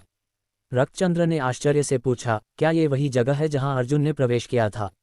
हाँ, अगर यह बूढ़ा मास्टर गलत नहीं है तो यह वही होना चाहिए। लेकिन क्या तुमने कुछ सुना? अमरकंट ने नीरज और रक्तचंद्र की ओर देखा। रक्तचंद्र ने अपना सिर हिलाया, लेकिन नीरज ने एक गरिमा में भाव पहना था क्योंकि उसने सिर हिलाया और कहा, गड़गड़ाहट की एक हल्की आवाज है और इस दरार से आने वाली आभा। क्या वह छोटा बदमाश इस समय उन्नति करने की कोशिश कर रहा है? तुम्हारा मतलब है ये सब वर्ल्ड एनर्जी बपतिस्मा के कारण हुआ है? अमरकंट का भाव बदल गया। नीरज ने पूछा, ऐसा नहीं लगता है? ऐसा लगता है, लेकिन वह शापित जगह और यह शापित जगह 2 अलग अलग स्थान हैं। भले ही अर्जुन उत्पत्ति सम्राट क्षेत्र तक उन्नति कर रहा हो, लेकिन इतनी बड़ी गड़बड़ी नहीं होनी चाहिए, है ना? अमरकंट का मुंह हैट गया क्योंकि वह भी स्तब्ध था। दूसरे ऐसी गड़बड़ी नहीं कर सकते थे, लेकिन अर्जुन अलग था। वह स्पेस के मार्ग में निपुण था, इसलिए अगर वह वास्तव में उत्पत्ति सम्राट क्षेत्र तक उन्नति कर रहा था तो यह संभव था कि दो स्थान आपस में मिल रहे थे। नीरज ने जल्दी से कहा, अगर ऐसा है तो वह लड़का खतरे में है। रक्तचंद्र चौंक गई, उसका सुंदर चेहरा पीला पड़ गया। तुम्हारा क्या मतलब है? नीरज ने माथे पर शिकन डाली और जवाब दिया, यह ऊर्जा बहुत भयानक है, मुझे नहीं पता कि क्या वह इसका विरोध कर सकता है। अगर कोई उत्पत्ति सम्राट क्षेत्र तक उन्नति करने का विरोध नहीं कर सकता था तो परिणाम बहुत गंभीर होंगे। यह एक किसान की उन्नति के शुरुआती चरणों से अलग था। जब एक किसान कमजोर होता था, भले ही वे एक ग्रेट रेल तक उन्नति करने में विफल हो जाते थे, तो यह एक बड़ी समस्या नहीं होती थी। लेकिन एक बार जब कोई उत्पत्ति सम्राट क्षेत्र में पहुंच जाता था, एक बार जब कोई असफल हो जाता था, तो निस्संदेह केवल दो परिणाम होते थे, गंभीर चोट या मृत्यु। बाद में होने की 80% संभावना थी। नीरज, अमरकंट और अन्य लोग चौंक गए थे। दूसरी तरफ सम्राटेश, वारुनीश और गुप्तनन भी एक ही दिशा में इशारा कर रहे थे और एक ही निष्कर्ष पर पहुंच रहे थे। अर्जुन उत्पत्ति सम्राट क्षेत्र तक उन्नति कर रहा होगा। सम्राटेश का चेहरा अचानक पीला पड़ गया। वह इस बात से नहीं डरता था कि अर्जुन सफल होगा, क्योंकि भले ही अर्जुन वास्तव में उत्पत्ति सम्राट क्षेत्र में पहुंच गया हो, तो वह केवल एक प्रथम स्तर उत्पत्ति सम्राट होगा। अर्जुन ने ऐसे व्यक्ति को अपनी आंखों में नहीं रखा। जिस बात से वह डरता था वह ये थी कि अर्जुन की उन्नति सफल नहीं होगी। अगर यह बदमाश अंदर मर गया तो वह इम्मोर्टल ट्री को कहाँ खोजेगा? सम्राटेश बहुत गुस्से में था कि उसने जोर से शाप दिया, लेकिन वह केवल लाचार होकर आह भर सकता था। क्योटिक अबिस के अंतरिक्ष में सभी प्रकार की अजीब घटनाएं बिना किसी अंत के जारी रहीं। हर कोई डर के मारे किनारे पर था, डर रहा था कि अर्जुन के साथ कुछ बुरा होगा। ये स्थिति पूरे एक दिन तक जारी रही, जब तक कि उतार चढ़ाव वाला स्थान धीरे धीरे स्थिर नहीं हो गया और गड़गड़ाहट की धीमी आवाज़ धीरे धीरे गायब हो गई। रक्तचंद्र एक गर्म तवे पर चींटी की तरह बेचैन थी, ये सोचकर कि क्या वह सफल हुआ। वह क्या हो रहा है ये देखने के लिए तैरते हुए महाद्वीप में भाग जाना चाहती थी। नीरज और अमरकंट उदासीन दिख रहे थे, उनमें से किसी ने भी बात नहीं की। इस समय परिणाम निस्संदेह स्पष्ट था, लेकिन वे यह अनुमान नहीं लगा सकते थे कि अर्जुन सफल हुआ था या नहीं, इसलिए वे केवल बेचैनी से इंतजार कर सकते थे।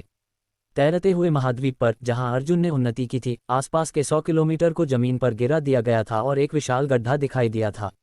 इस गड्ढे के बहुत केंद्र में एक काली आकृति थी, एक काली आकृति जो जमीन पर फैली हुई थी। अगर वह अर्जुन नहीं था तो और कौन हो सकता था? हवा में एक जले हुए की गंध फैल गई। अर्जुन ने गहरी आसमान की ओर देखा। इस बार मैं बहुत दूर चला गया हूँ। उसके मुंह के कोने ऐंठ रहे थे क्योंकि उसे पूरे शरीर में दर्द महसूस हो रहा था। ऐसा लग रहा था कि उसके शरीर की सभी हड्डियां टूट गई थीं और उसका मांस और खून धूल में बदल गया था।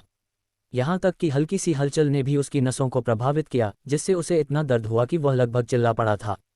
उत्पत्ति सम्राट क्षेत्र तक उन्नति के लिए वर्ल्ड एनर्जी बपतिस्मा।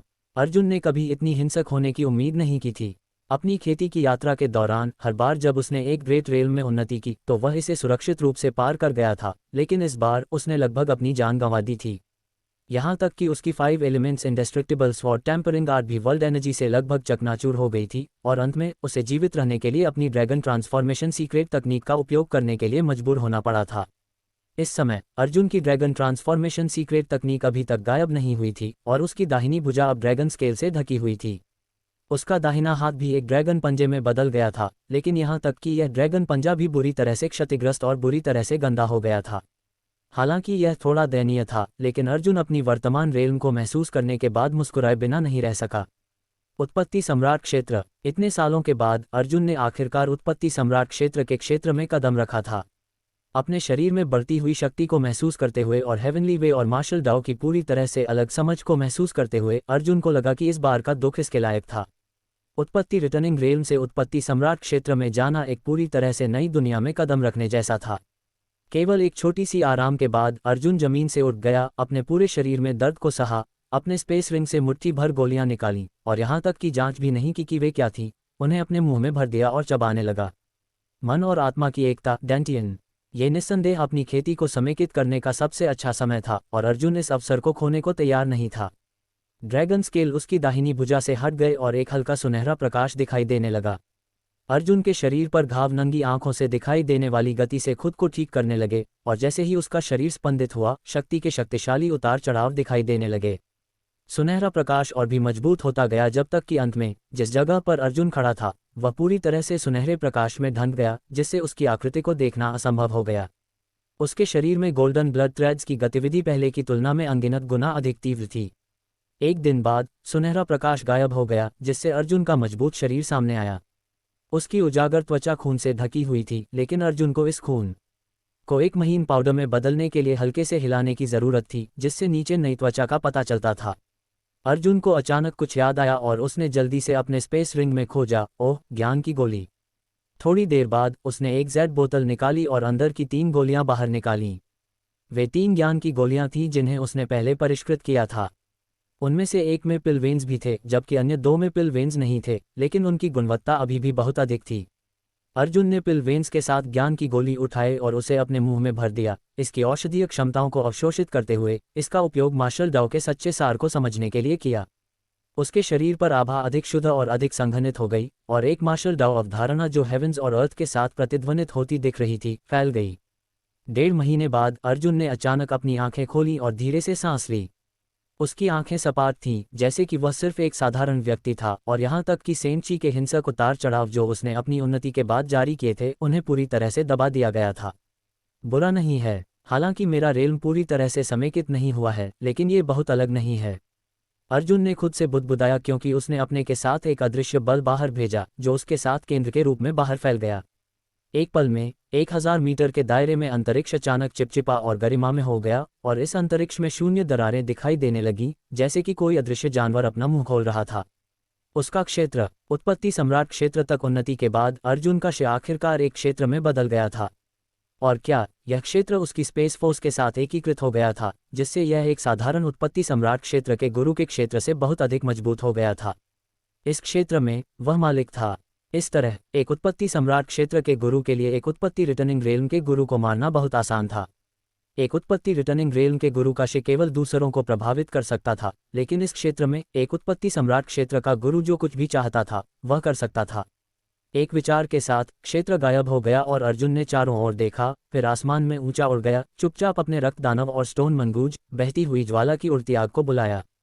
एक पल बाद सभी रक्त दानव वापस उड़ गए और गोल्डन ब्लड थ्रेड्स में बदल गए, फिर उसके शरीर में लौट आए, जैसा कि स्टोन मंगूज ने किया था। केवल बहती हुई ज्वाला की उड़ती आग ने कुछ देर के लिए अर्जुन को देखने के बाद कहा, बधाई हो मास्टर, उत्पत्ति सम्राट क्षेत्र तक उन्नति के लिए। हाँ, मैं भाग्यशाली था। अर्जुन हल्के से हंसा, कुछ देर सोचा और कहा, तुम निश्चिंत रह सकती हो, मैं तुम्हें अपनी ताकत सुधारने में भी मदद करूंगा। बहती हुई ज्वाला की उड़ती आग की आंखें चमक उठीं और उसने सम्मानपूर्वक कहा, बहुत धन्यवाद मास्टर। एक आर्टिफैक्ट स्पिरिट के रूप में, हालांकि उसने पहले ही ओरिजिनल बॉडी क्राफ्टिंग फनेस को अपनी दिल की इच्छा के अनुसार परिष्कृत कर लिया था, लेकिन अपनी ताकत बढ़ाना बिल्कुल भी एक साधारण बात नहीं थी। जब तक उसके पास निगलने के लिए हेवन स्कॉचिंग लाइटनिंग फायर जैसी कोई चीज़ नहीं थी, तब तक उसके लिए सुधार करना बहुत मुश्किल होगा। हालांकि अर्जुन के आश्वासन के साथ बहती हुई ज्वाला की उड़ती आग पूरी तरह से निश्चिंत हो गई थी, क्योंकि अर्जुन के पास सनस्ट्रू एसेंस थी। जब तक वह कुछ सनस्ट्रू फायर को निगल सकती थी, तब तक उसकी ताकत स्थिर नहीं रहेगी। ठीक है, तुम पहले मुहरबंद विश्वमनका में वापस जाओ। मैंने पहले ही वहां सनस्ट्रू एसेंस रख दी है। जितना हो सके उतना निगलो, लालची मत बनो।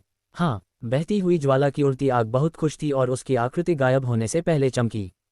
अगले ही पल वह मुहरबंद विश्वमनका में दिखाई दी और जल्दी से पाया कि सनस्ट्रू एसेंस कहाँ थी। तुरंत अपने फायरबर्ड रूप में बदलकर वह सनस्ट्रू एसेंस की ओर उड़ गई।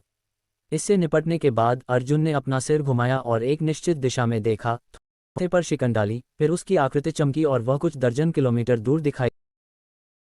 अभी भी वहीं बैठा था, लेकिन उसका चेहरा पीला और उदास था। अर्जुन के आने पर ध्यान देने के बाद उसने उसकी ओर देखा और कड़वाहट से मुस्कुराया। अर्जुन ने अपना सिर हिलाया, खुद को ज्यादा आंका। वह स्वाभाविक रूप से जानता था कि इंद्रसेन ऐसा क्यों हो गया था।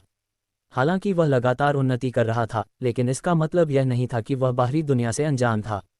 इसके विपरीत वर्ल्ड एनर्जी बपतिस्मा से इंद्रसेन का पतन कुछ ऐसा था जिसे उसने शुरुआत से अंत तक स्पष्ट रूप से देखा था। एक किसान, चाहे वह शारीरिक चोट हो या स्पिरिचुअल एनर्जी की चोट, चाहे वह कितनी भी गंभीर क्यों न हो, उसके ठीक होने का एक तरीका था। लेकिन अगर एक किसान का मार्शल हार्ट और इच्छाशक्ति ढह गई, तो यहाँ तक कि ग्रेट एम्परर्स भी इसके बारे में कुछ नहीं कर सकते थे, क्योंकि यह उसकी अपनी गलती थी। केवल अपने विश्वासों को मजबूत करके ही वह संभवतः ठीक हो सकता था।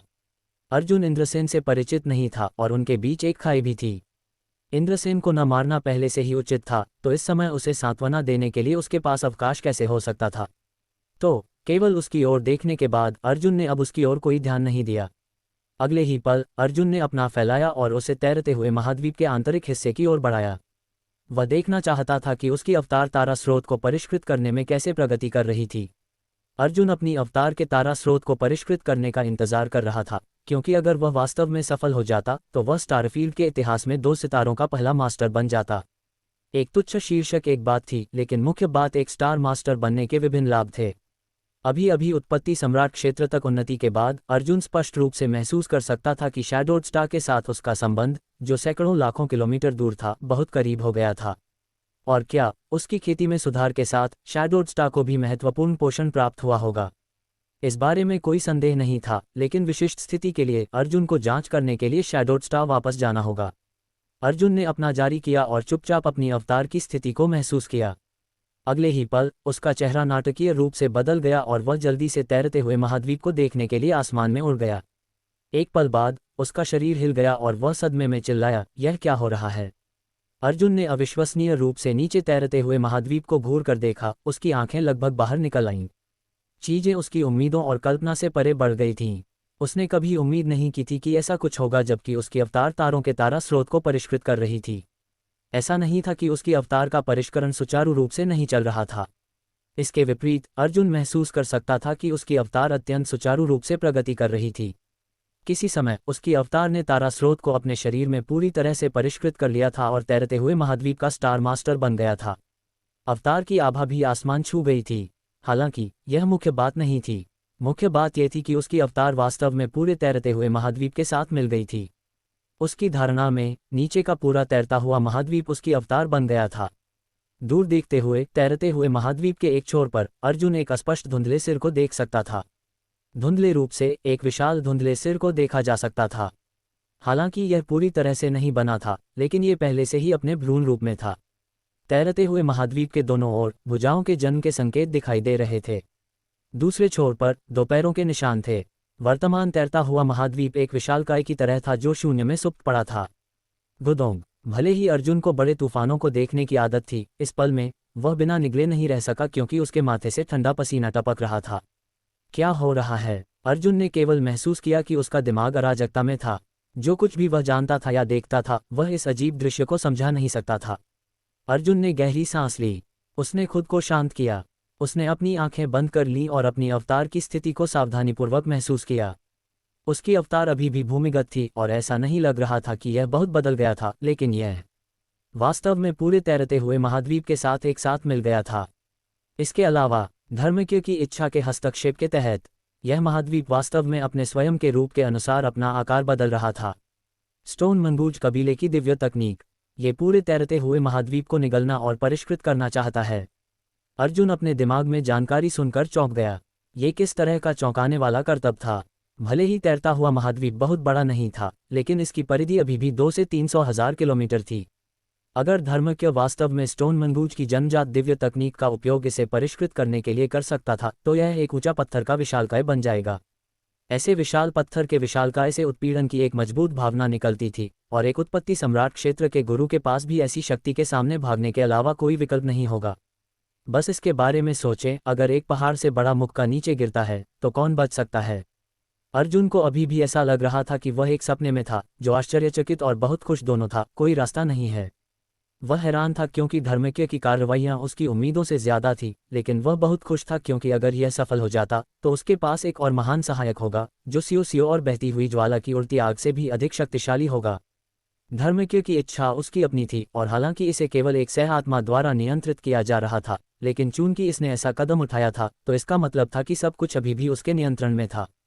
अपनी गुप्त कला को प्रसारित करते हुए अर्जुन ने खुद को शांत किया। वह ये भी देखना चाहता था कि धर्मज्ञ की कार्रवाइयां सफल हो सकती हैं या ये सिर्फ एक सपना था। Hong long long. तैरते हुए महाद्वीप से अचानक एक तेज गुंजन की आवाज आई, क्योंकि पृथ्वी हिंसक रूप से हिल गई। जैसे जैसे जमीन हिली, तैरते हुए महाद्वीप के अंदर से एक लयबद्ध धड़कने की आवाज आई, जैसे कि एक धड़कता हुआ दिल। प्रत्येक धड़कन के साथ जमीन के बड़े बड़े टुकड़े धूल में हिल जाएंगे और शून्य में गायब हो जाएंगे। जमीन पर अचानक अनगिनत आड़ी टेढ़ी घाटियां दिखाई दीं। ऐसा लग रहा था जैसे कयामत आ रही थी, और पूरा तैरता हुआ महाद्वीप अलग होने की कगार पर लग रहा था। अर्जुन का भाव अचानक गंभीर हो गया, क्योंकि उसने एक पल के लिए चुपचाप देखा। जल्द ही वह आराम से हो गया क्योंकि वह जानता था कि यह तैरते हुए महाद्वीप को परिष्कृत करने की प्रक्रिया थी और खंडित भूमि बेकार अशुद्धियों से ज्यादा कुछ नहीं थी। कुछ भी जो थोड़ा भी उपयोगी था उसे धर्मज्ञ द्वारा संरक्षित और निगल लिया गया था। एक पूरे महाद्वीप को परिष्कृत करना, भले ही ये केवल 2 या 300,000 किलोमीटर का आकार का हो, मूल रूप से असंभव था, लेकिन धर्मज्ञ स्टोन मंगूज था जिसके पास अशुद्धियों को निगलने और परिष्कृत करने के लिए दिव्य तकनीक थी। अब जब वह तैरते हुए महाद्वीप का स्टार मास्टर था तो वह इस जगह का मालिक था। सभी प्रकार की सुविधाजनक और तरजीही शर्तों के साथ वह इस तरह के एक शानदार कर्तव्य को अंजाम देने में सक्षम था। मैं इसका इंतजार कर रहा हूँ। अर्जुन ने पाया कि उसकी धर्मज्ञ ने उसे एक बड़ा आश्चर्य दिया था और वह थोड़ा उत्साहित महसूस किए बिना नहीं रह सका। डोंग डोंग, अत्यंत लयबद्ध आवाज बजती रही क्योंकि महाद्वीप तेजी से और तेजी से विभाजित होने लगा। पूरा महाद्वीप नंगी आंखों से दिखाई देने वाली गति से सिकुड़ने लगा और विशाल सिर और अंग जो अर्जुन ने पहले देखे थे वे भी धीरे धीरे साफ हो गए। इस दर पर धर्मज्ञ को पूरी तरह से परिष्कृत होने में केवल 1 या 2 दिन लगेंगे। अर्जुन शून्य के ऊपर खड़ा था और कई दिनों तक चुपचाप देखता रहा। ये पुष्टि करने के बाद कि सब कुछ धर्मज्ञ के नियंत्रण में था, वह पूरी तरह से निश्चिंत हो गया। करने के लिए कुछ और नहीं था तो अर्जुन ने मुहरबंद विश्वमनका को बुलाया और सीधे मुहरबंद विश्वमनका में प्रवेश किया। अपना जारी करते हुए अर्जुन को जल्द ही बहती हुई ज्वाला की उड़ती आग की आभा महसूस हुई। इस समय वह कहीं पीछे हट गई थी और जिस जगह पर वह थी वह एक अत्यंत भयानक जलती हुई आभा से निकल रही थी। ऐसा लग रहा था कि उसने सनस्ट्रूफायर की एक फुहार को निगल लिया था और उसे परिष्कृत करने की प्रक्रिया में थी। यहाँ तक कि उसकी वर्तमान ताकत के साथ सनस्ट्रूफायर की एक फुहार को परिष्कृत करना आसान नहीं था, लेकिन एक बार जब वह सफल हो जाती तो उसकी ताकत बढ़ जाएगी। अर्जुन ने उसे नहीं बुलाया और इसके बजाय अपने स्पेस रिंग से इम्मोर्टल ट्री को बाहर निकाला। इस 3 मीटर ऊंचे पौधे में कुछ हरी पत्तियां थीं, लेकिन इन पत्तियों में से एक पर दूधिया सफेदोस जैसा तरल का एक बूंद था। इम्मोर्टल सोर्स लिक्विड, यह एक पवित्र उपचार दवा थी जो मांस और हड्डियों को पुनर्जीवित कर सकती थी और मृतकों को वापस जीवन में ला सकती थी। अर्जुन ने एक जेड बोतल निकाली और इस इम्मोर्टल सोर्स लिक्विड की बूंद को सावधानीपूर्वक एकत्र किया। इम्मोर्टल सोर्स लिक्विड मूल रूप से इम्मोर्टल ट्री पर पैदा हुआ था, इसलिए जब तक ये पैदा होता था इसे एकत्र किया जा सकता था, इसलिए अर्जुन की कार्रवाइयों का इम्मोर्टल ट्री पर कोई प्रभाव नहीं पड़ा। किंवदंतियों के अनुसार इम्मोर्टल ट्री का पूरा शरीर एक खजाना था। चाहे वह हरी पत्तियां हो या जड़ें, उन सभी में एक अत्यंत बढ़ती हुई जीवन शक्ति ऊर्जा थी। अगर कोई पूरे इम्मोर्टल ट्री को परिष्कृत कर सकता था तो कोई एक अमर और अविनाशी शरीर भी प्राप्त कर सकता था। आकाश जितना लंबा जीवन जीना और पृथ्वी के रूप में वापस आना, हमेशा और हमेशा के लिए अस्तित्व में रहना, अविनाशी और अमर होना। एक तृतीय स्तर उत्पत्ति सम्राट का जीवनकाल केवल कुछ हजार साल था और अगर वे खुद का अच्छा ध्यान रखते थे तो वे 10,000 साल तक जीवित रह सकते थे। हालांकि इम्मोर्टल ट्री एक किसान को अमर और अविनाशी बना सकता था। अर्जुन की सांसें तेज हुए बिना नहीं रह सकीं। लंबे समय तक इम्मोर्टल ट्री को घूरते हुए अर्जुन ने अचानक अपना सिर खुजलाया। उसे नहीं पता था कि इम्मोर्टल ट्री को कैसे परिष्कृत करना है। यह एक महान खजाना था, यहाँ तक कि उसके अपने 7 रंगों वाला सोल वार्मिंग लोड से भी अधिक कीमती। उसे इसे कैसे परिष्कृत करना था? खजाना उसके ठीक सामने था, लेकिन अर्जुन केवल इसे देख सकता था, जिससे वह उदास महसूस कर रहा था।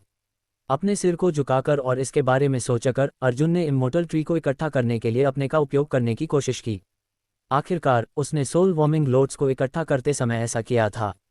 चूंकि यह भी एक महान खजाना था तो कोशिश करने की हमेशा एक संभावना थी। लेकिन अर्जुन ने अपने को कितना भी प्रेरित किया, इम्मोर्टल ट्री ने जवाब नहीं दिया। फिर उसने इसे परिष्कृत करने के लिए अपने सेंट ची को प्रेरित करने की कोशिश की। कुछ दिनों बाद अर्जुन निराश हो गया। इस दौरान उसने जो कुछ भी सोचा था वह सब कुछ करने की कोशिश की थी। लगभग इम्मोर्टल ट्री को पूरा निगल लिया था, लेकिन वह अभी भी इसे परिष्कृत करने में असमर्थ था। इसे पूरा निगलना भी उचित नहीं था। केवल स्वर्ग ही जानता था कि इस तरह की चीज खाने के बाद किस तरह के अविश्वसनीय बदलाव होंगे। भूल जाओ, मैं वापस जाऊंगा और अनाहिता से पूछूंगा। उसकी दिव्य तकनीक काफी गहरी है तो उसे इसके बारे में कुछ पता होना चाहिए। अर्जुन अब के लिए हार मान सकता था। कुछ देर के लिए रहस्यमय लघु संसार की खोज करने के बाद अर्जुन ने एक जगह चुनी और इम्मोर्टल ट्री को फिर से लगाया। यह महान खजाना जीवन शक्ति से भरा था, इसलिए इस बात की चिंता करने की कोई ज़रूरत नहीं थी कि इसे लगाने के बाद ये जीवित नहीं रहेगा। यहाँ तक कि अगर इसे एक डेड स्टार पर रखा जाता तो भी यह सुरक्षित और स्वस्थ रहता। इम्मोर्टल ट्री छोटे मुहरबंद विश्व में बस गया और उससे एक अकल्पनीय जीवन शक्ति फैल गई। थोड़े ही समय में अर्जुन को लगा कि छोटा मुहरबंद विश्व पहले से कहीं अधिक जीवंत था। पेड़ों को महान पोषण मिला था और वे तेजी से बढ़ रहे थे। यहाँ तक कि दुनिया का ये हिस्सा भी ठीक हो गया था, जो अधिक पूर्ण और परिपूर्ण हो गया था। इस दृश्य को देखकर अर्जुन की भौहें उठ गईं और उसने जल्दी से सेवर्ड वर्ल्ड में जो कीमती खजाने काटे थे उन्हें बाहर निकाला और उन्हें इम्मोर्टल ट्री के चारों ओर सावधानीपूर्वक फिर से लगाया। जिस बात ने अर्जुन को बहुत खुश किया वह ये थी कि ये कीमती खजाने वास्तव में जल्दी से मिट्टी के अनुकूल हो गए और उनमें से प्रत्येक ने एक जॉयफुल खुशहाल आभा का उत्सर्जन किया। अर्जुन ने सोचा, हाँ, ऐसा लगता है कि मैं इम्मोर्टल ट्री के चारों ओर एक औषधीय उद्यान बना सकता हूँ। सेवर्ड वर्ल्ड में दवा घाटी इतनी समृद्ध क्यों थी? इसका कारण पूरी तरह से इम्मोर्टल ट्री था। इम्मोर्टल ट्री द्वारा उत्सर्जित जीवन शक्ति के पोषण के साथ ये कीमती खजाने तेजी से बढ़ सकते थे। अब जब इम्मोर्टल ट्री छोटे मुहरबंद विश्व में बस गया था, जब तक इसे ठीक से संचालित किया जाता था, यहाँ एक और दवा घाटी बन सकती थी। ये सब सोचते हुए अर्जुन ने इंद्रसेन द्वारा उसे दी गई जड़ी बूटियां निकाली। कुछ उत्पत्ति सम्राट ग्रेड जड़ी बूटियां मिलीं जो मरने की कगार पर लग रही थीं, और उन्हें लगाया। कुछ दिनों बाद जड़ी बूटियों के इन कुछ डंठलों ने वास्तव में फिर से जीवन में वापसी कर ली। किसी को पता होना चाहिए कि इन जड़ी बूटियों को इंद्रसेन द्वारा बहुत पहले एकत्र किया गया था और उनकी अधिकांश औषधीय क्षमताएं खो गई थी, इसलिए उनके लिए फिर से बढ़ना मूल रूप से असंभव था। लेकिन इम्मोर्टल ट्री में इस तरह का एक हेवन डिफाइंग स्वर्ग को धता बताने वाला कार्य था। हा, अर्जुन बहुत खुश था। हालांकि वह इम्मोर्टल ट्री को परिष्कृत करने और एक अमर और अविनाशी शरीर प्राप्त करने में सक्षम नहीं था, लेकिन यह आकस्मिक खोज अभी भी उसके लिए एक बड़ा लाभ था। तुरंत अर्जुन खुद को छोटे मुहरबंद विश्व में व्यस्त करने लगा। 1 महीने से अधिक समय बाद अर्जुन ने अपने सामने भूमि के बड़े टुकड़े को एक जॉयफुल खुशहाल अभिव्यक्ति के साथ देखा। इम्मोर्टल ट्री के चारों ओर केंद्रित उसने पहले ही कई स्पिरिट घास और दवाइयां लगाई थीं। इससे कोई फर्क नहीं पड़ता कि इन स्पिरिट घास और दवाइयों की स्थिति पहले क्या थी, इम्मोर्टल ट्री की जीवन शक्ति के पोषण के तहत वे सभी बच गए थे। 100 किलोमीटर के दायरे में एक औषधि उद्यान का गठन किया गया था। अर्जुन ने सोचा, ऐसा लगता है कि अगर मैं भविष्य में कुछ भी एकत्र करता हूँ तो मैं उन्हें यहाँ लगा सकता हूँ और जब मुझे उनकी ज़रूरत हो तो उन्हें ले सकता हूँ। हाँ, इस तरह मैं औषधीय क्षमताओं की अखंडता को सबसे बड़ी हद तक संरक्षित कर सकता हूँ। अर्जुन बहुत खुश था। इसके बाद अर्जुन ने अनगिनत सेंट क्रिस्टल्स बिखेर दिए और उन्हें अपनी मुट्ठी से पाउडर में कुचल दिया, जिससे इन सेंट क्रिस्टल्स में निहित ऊर्जा को इस जगह को भरने की अनुमति मिली। हालांकि इम्मोर्टल ट्री की जीवन शक्ति इस रहस्यमय लघु संसार को पोषण देने के लिए पर्याप्त थी, लेकिन यहाँ लगाए गए स्पिरिट घास और दवाइयों को बढ़ने के लिए वर्ल्ड एनर्जी की आवश्यकता थी। भविष्य में सेंट क्रिस्टल्स एक छोटा खर्च नहीं होगा। ये सब करने के बाद अर्जुन ने कुछ समय के लिए तैरते हुए महाद्वीप की स्थिति की जांच की। इस दौरान अर्जुन समय समय पर इसकी जांच कर रहा था और पाया कि उसकी अवतार की परिष्करण प्रक्रिया अत्यंत सुचारू थी। अब पूरा तैरता हुआ महाद्वीप आधे से अधिक सिकुड़ गया था और पत्थर के विशालकाय जो शून्य में खड़ा था, उसने अपने विशाल शरीर को प्रकट किया था, जिससे उत्पीड़न की एक अत्यंत मजबूत भावना निकल रही थी। हालांकि ये जितना आगे बढ़ा उतना ही इसे परिष्कृत करना अधिक मुश्किल हो गया। अर्जुन को नहीं पता था कि अवतार अंततः तैरते हुए महाद्वीप को कैसे परिष्कृत करेगा। अर्जुन ने हालांकि इस बारे में बहुत ज्यादा चिंता नहीं की और इसके बजाय औषधि उद्यान के बीच में पालथी मारकर बैठ गया, सभी दिशाओं से आने वाली औषधीय सुगंधों को सूंघा, फिर अपने स्पेस रिंग से एक गोल लुढ़कने वाली वस्तु निकाली। शॉकंग वॉइड बीस्ट का मॉन्स्टर कोर। उसने लोरा के साथ सेवर्ड वर्ल्ड में जाने के लिए इसलिए सहमति दी थी क्योंकि वह शॉकंग वॉइड बीस्ट के मॉन्स्टर कोर को प्राप्त करना चाहता था। शॉकंग वॉइड बीस्ट प्राचीन विचित्र जानवर थे। वे स्वाभाविक रूप से स्पेस के मार्ग में निपुण थे और अर्जुन जैसे किसान के लिए अकल्पनीय मदद थे जो स्पेस के मार्ग की खेती करते थे। सेवर्ड वर्ल्ड में अर्जुन ने शून्य भंवर को परिष्कृत किया था, जिससे उसकी स्पेस फोर्स की महारत बहुत बढ़ गई थी। अगर वह शॉकंग वॉइड बीस्ट के मॉन्स्टर कोर में निहित रहस्यों को प्राप्त कर सकता था तो वह निश्चित रूप से और आगे बढ़ पाएगा। पर्पल ओरिजिन फनेस को बाहर निकालते हुए अर्जुन ने अपनी प्रज्वलित नॉलेज सी को बुलाया। वह शॉकंग वॉइड बीस्ट के मॉन्स्टर कोर को एक स्पिरिट गोली में परिष्कृत करना चाहता था। इस तरह वह मॉन्स्टर कोर से अवशोषित होने वाली ऊर्जा की मात्रा को अधिकतम कर सकता था। सौभाग्य से ट्रू अल्केमी एनलाइटनमेंट स्क्रिप्चर में एक प्राचीन गोली नुस्खा दर्ज था, जिसे मुख्य घटक के रूप में शॉकंग वॉइड बीस्ट के आंतरिक कोर का उपयोग करके परिष्कृत किया गया था। इसके अलावा उसमें अन्य पूरक सामग्री की कमी नहीं थी।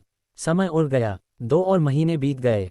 तैरते हुए महाद्वीप के बाहर अमरकंठ की भौहें कसकर झुकी हुई थीं। उसकी अभिव्यक्ति बहुत अच्छी नहीं थी क्योंकि वह खुद से बुदबुदा रहा था। जब से उसने अर्जुन की उन्नति को महसूस किया था तब से उसने ऐसा कुछ भी महसूस नहीं किया था। 3 महीने से अधिक समय बीत चुका था, लेकिन अब तक अर्जुन भी दिखाई नहीं दिया। क्या ऐसा हो सकता है कि वह वास्तव में उन्नति करने में विफल रहा और हेवन एंड अर्थ एनर्जी के बपतिस्मा के तहत मर गया? वह स्वर्ग की ईर्ष्या होगी। इस समय अमरकंठ शून्य में अकेला खड़ा था। उसका दिल बेचैन था। आखिरकार उसने अभी अभी अर्जुन से हाई हेवन सेक्ट में शामिल होने का वादा किया था और हाई हेवन सेक्ट के उत्पत्ति सम्राट ग्रेट अल्केमिस्ट ग्रैंड मास्टर की क्षमताओं का उपयोग करके अपनी ताकत में सुधार करने की तैयारी कर रहा था। अगर अर्जुन मर गया तो वह हाई हेवन सेक्ट को कहाँ खोजने जाएगा। उसे ये भी नहीं पता था कि हाई हेवन सेक्ट कहाँ था। नीरज और रक्तचंद्र 2 महीने पहले ही चले गए थे। नीरज के पास करने के लिए बहुत सी चीजें थीं, इसलिए उसके लिए यहाँ हमेशा के लिए इंतजार करना असंभव था। इतने दिनों तक बिना किसी परिणाम के इंतजार करने के बाद वह केवल समय के लिए हेंगलुओ चेंबर ऑफ कॉमर्स में वापस जा सका। रक्तचंद्र रुकना चाहती थी, लेकिन नीरज उसे यहाँ अकेले छोड़कर कैसे निश्चिंत महसूस कर सकता था। अमरकंठ की मदद से भी यह असंभव था। अंत में रक्तचंद्र के मजबूत विरोध के बावजूद अमरकंठ उसे दूर ले गया। अमरकंठ ने बेचैनी से ऊपर और नीचे छलांग लगाए। मर गया या जिंदा है, बाहर आओ और मुझे बताओ। वह तैरते हुए महाद्वीप में फिर से भाग जाना चाहता था कि क्या हो रहा है ये देखने के लिए। दूसरी तरफ सम्राटेश और अन्य लोग बहुत धैर्यवान थे और इंतजार कर रहे थे, लेकिन इस समय उनकी अभिव्यक्ति भी बहुत बदसूरत थी। उन्हें लगा कि अर्जुन जरूर गिर गया होगा, अन्यथा वह इतने समय से कैसे छिपा रहा होता। चाहे अर्जुन मरा हो या नहीं, उन्हें परवाह नहीं थी, लेकिन इम्मोर्टल ट्री उसके पास था। शौर्यांश ने कड़वाहट से शाप दिया, वह कमीना। गुप्तनन ने कुछ देर सोचा, फिर वारुनीश और सम्राटेश से कहा, भाई सम्राटेश, भाई वारुनीश, ये गुप्तनन पहले छुट्टी लेगा। उसके पास वास्तव में यहाँ समय बर्बाद करने का धैर्य नहीं था। वारुनीश ने अपनी मंद आंखों से गुप्तनन की ओर देखा और अपना मुंह खोला, जैसे कि वह कुछ कहना चाहता था, लेकिन अंत में उसने कुछ नहीं कहा और सिर्फ आह भरी। शैटरिंग वॉइड शटल द्वारा उसकी सोच स्ट्रेंथ निकालने के बाद वारुनीश लगभग मर गया था। कुछ महीनों के बाद भी वह ठीक नहीं हो पाया था और इस समय वह एक दीपक की तरह लग रहा था जो तेल से बाहर चलने वाला था। वारुनीश ने उसे अनदेखा कर दिया तो सम्राटेश उसकी ओर कैसे ध्यान दे सकता था। उसने बस हल्के से आह भरी। गुप्तनन खुद को शर्मिंदा नहीं करना चाहता था, तो वह सिर्फ अजीब तरह से मुस्कुराया और अपने स्टार शटल को छोड़ने के लिए बुलाया। लेकिन उस पल में एक अचानक बदलाव हुआ। मूल रूप से शांत स्टारफील्ड में शक्ति का एक असामान्य उतार चढ़ाव अचानक दिखाई दिया। गुप्तनन का शरीर अचानक अपनी जगह पर जम गया क्योंकि उसने आश्चर्य से इस उतार चढ़ाव के स्रोत की ओर देखा। उसकी भौहें झुकी हुई थीं। अगले ही पल शक्ति के उतार चढ़ाव मजबूत और मजबूत होते गए और 3 सांसों से भी कम समय में एक भंवर दिखाई दिया। गुप्तनन चौंक गया। अराजक भंवर, और बाकी सभी के चेहरे भी बहुत बदल गए। यहाँ तक कि अमरकंठ और सम्राटेश ने भी अपनी सेंटची को जल्दबाजी में धक्का दिया, किसी भी समय भागने की तैयारी कर रहे थे। एक आकृति अचानक भंवर से निकली। शौर्यांश चिल्लाया क्योंकि उसने आकृति को ध्यान से देखा। तुरंत उत्साहित होकर चिल्लाया, वह बाहर है, वह बाहर है, वह कमीना बाहर है। भंवर से निकलने वाली आकृति अर्जुन के अलावा और कौन हो सकती थी। एक पल में सभी की आंखें आग की तरह गर्म हो गईं, जो अंतरिक्ष को भी भेदने के लिए काफी थीं। अमरकंठ हंसा, छोटे बदमाश, तुम वास्तव में नहीं मरे। उसके शरीर के चारों ओर काली क्यूई में उतार चढ़ाव हुआ, जिससे उसके दिल में उत्तेजना का पता चला। चूंकि तुम बाहर आ गए हो तो इस बूढ़े मास्टर के साथ आओ। जैसे ही सम्राटेश ने अर्जुन का चेहरा देखा, उसने तुरंत कार्रवाई की। उसका शरीर एक बैंगनी चमक से चमक उठा क्योंकि वह अर्जुन के सामने पहुंचा और एक हाथ से उसे पकड़ लिया। इम्मोर्टल ट्री जैसा एक कीमती खजाना ऐसी चीज नहीं है जो तुम्हारे जैसा एक छोटा आवारा रख सकता है। अमरकंठ ने ठंडी आह भरी, मेरे संप्रदाय के संप्रदाय मास्टर को छूने का साहस, क्या तुमने इस बूढ़े मास्टर की अनुमति मांगी है? उसकी आकृति एक काली क्यूई में बदल गई जो तुरंत अर्जुन के सामने अवरुद्ध हो गई। 10,000 सोल बैनर के 10,000 भूत दहाड़ रहे थे। एक शुद्ध और दुष्ट आभा उभरी और सीधे सम्राटेश के दिमाग में चली गई। सम्राटेश गतिहीन रहा क्योंकि उसके शरीर के चारों ओर बैंगनी प्रकाश अधिक से अधिक चमकदार हो गया। हम तुच्छ चालें। अमरकंठ की काली क्यूई को बार बार पीछे हटने के लिए मजबूर किया गया था। अमरकंठ ने हल्के से आह भरी, जिए जिए, इस बूढ़े मास्टर को कम आंक रहे हो, तुम खुद को बहुत ज्यादा आंकते हो। उसका 10,000 सोल बैनर एक काले पर्दे में बदल गया जो सम्राटेश के चारों ओर लपेटा गया। सम्राटेश चौंक गया। क्या? उसने पहले कभी अमरकंठ के साथ लड़ाई नहीं की थी, और हालांकि वह जानता था कि दूसरा पक्ष एक द्वितीय स्तर उत्पत्ति सम्राट था जो खुद से बहुत कमजोर नहीं था, सम्राटेश को तभी पता चला जब वे लड़े थे। ये बूढ़ा आदमी नीरज की तुलना में और भी अधिक मुश्किल था। अमरकंठ की आवाज काले पर्दे से आए, अर्जुन, जल्दी करो और भागो। ये बूढ़ा मास्टर तुम्हारे लिए थोड़ी देर के लिए अवरुद्ध करेगा, जितना हो सके उतना दूर भागो। अरे, हर कोई काफी धैर्यवान है। अर्जुन भंवर से बाहर चलने के बाद उसने चारों ओर देखा। जल्द ही उसने अपने सामने की स्थिति को समझ लिया। हालांकि वह अपने चेहरे पर एक शांत अभिव्यक्ति के साथ वहां खड़ा रहा। उसका तुरंत भागने का कोई इरादा नहीं था। शौर्यांश का चेहरा भयंकर रूप से चमक उठा क्योंकि उसने अपना हाथ हिलाया, भागना चाहते हो? वारुनीश, उसे मेरे लिए पकड़ो। हालांकि वारुनीश ऐसा लग रहा था कि उसे पहचान से परे प्रताड़ित किया गया था, वह अभी भी एक उत्पत्ति सम्राट था। लेकिन किसी भी मामले में वह अभी भी एक उत्पत्ति सम्राट था और एक पतला ऊंट अभी भी एक घोड़े से बड़ा था, इसलिए शौर्यांश को स्वाभाविक रूप से उसे कड़ी मेहनत करने के लिए मजबूर करना पड़ा। वारुनीश ने अवज्ञा करने का साहस नहीं किया और ठंडे चेहरे के साथ अर्जुन की ओर भागा, भयंकर रूप से दहाड़ता हुआ, ये सब तुम्हारी वजह से है, कमीने। अगर तुम नहीं होते तो ये बूढ़ा मास्टर इस तरह के राज्य में कैसे गिर सकता था। वह शौर्यांश के अधीन क्यों था, इसका कारण ज्यादातर इसलिए था क्योंकि अर्जुन ने सेवर्ड वर्ल्ड में उस पर एक गुप्त हमला किया था जिससे उसे गंभीर चोटें लगी थीं। अन्यथा वह इतनी आसानी से सम्राटेश के अधीन कैसे हो सकता था। कौन सा उत्पत्ति सम्राट क्षेत्र का गुरु अत्यंत अहंकारी नहीं था। कोई दूसरा द्वारा गुलाम और आदेशित होने के लिए कैसे तैयार हो सकता है, खासकर जब उसे आदेश देने वाला एक उत्पत्ति रिटर्निंग रेलम का बदमाश हो। अगर यह सिर्फ इतना होता तो ये ठीक होता, लेकिन बाद में अर्जुन का पीछा करते हुए वारुनीश ने शैटरिंग वॉइड शटल द्वारा अपनी सोल स्ट्रेंथ की एक बड़ी मात्रा को निकाल लिया था, जिससे वह तेजी से बूढ़ा हो गया था। ये सब अर्जुन की वजह से था। वारुनीश ने सम्राटेश और शौर्यांश पर अपना गुस्सा निकालने का साहस नहीं किया तो वह केवल अपनी नाराजगी को अर्जुन पर स्थानांतरित कर सकता था। जैसे ही उसने शौर्यांश का आदेश सुना, वारुनीश तुरंत दौड़ पड़ा और अपनी वर्तमान स्थिति में अपनी पूरी ताकत का उपयोग करने में संकोच नहीं किया। उत्पत्ति सम्राट क्षेत्र के गुरु का पूर्ण शक्ति वाला वार कोई तुच्छ बात नहीं था, जो अंतरिक्ष को भी भेदने में सक्षम था। वारुनीश अर्जुन की जान लेना चाहता था। किसी भी मामले में सम्राटेश और शौर्यांश को केवल इम्मोर्टल ट्री की परवाह थी। इससे कोई फर्क नहीं पड़ता था कि अर्जुन मरा था या नहीं, जब तक वे उसे मारते थे वे उसके स्पेस रिंग से इम्मोर्टल ट्री प्राप्त कर सकते थे। प्रकाश की एक चकाचौंध के साथ वारुनीश का पूरा शरीर एक छोटे सूरज में बदल गया क्योंकि वह अर्जुन के सिर के ऊपर दुर्घटनाग्रस्त हो गया। शौर्यांश बिना अपनी आंखें संकुचित किए नहीं रह सका क्योंकि उसके चेहरे पर डर का निशान दिखाई दिया। इस दौरान वारुनीश के प्रति उसका रवैया बेहद खराब कहा जा सकता था, लेकिन वारुनीश ने शिकायत करने का साहस नहीं किया क्योंकि उसका ब्रांड उसके नियंत्रण में था, जिससे शौर्यांश को लगा कि तथाकथित उत्पत्ति सम्राट क्षेत्र इसके अलावा और कुछ नहीं था। लेकिन वारुनीश के पूर्ण शक्ति वाले वार को देखने के बाद शौर्यांश को एहसास हुआ कि उसकी मानसिकता में एक समस्या थी। ऐसा वार उसे एक पल में मार सकता था। वह कमीना निश्चित रूप से मर गया है, शौर्यांश ने मन ही मन सोचा। गुप्त रूप से खुश था। भविष्य में अपने सबसे बड़े प्रतियोगी से छुटकारा पाने के बाद केवल रक्तचंद्र और गुजियानशिन ही उससे मुकाबला कर सकते थे। भविष्य में अगर वह रक्तचंद्र और गुजियानशिन को दबा सकता था तो वह स्टारफील्ड में युवा पीढ़ी का राजा बन जाएगा। जैसे ही उसने इसके बारे में सोचा, शौर्यांश के होंठ एक ठंडी मुस्कान में मुड़ गए। अर्जुन के मुंह से अचानक एक हल्की आवाज निकली, गुप्त तकनीक निर्वासन। वारुनीश के धरती को हिला देने वाले वार का सामना करते हुए उसकी अभिव्यक्ति अपरिवर्तित रही और उसने यहां तक कि चकमा देने की कोशिश भी नहीं की। इसके बजाय अपना हाथ उठाया और उसे वारुनीश की ओर भेजा।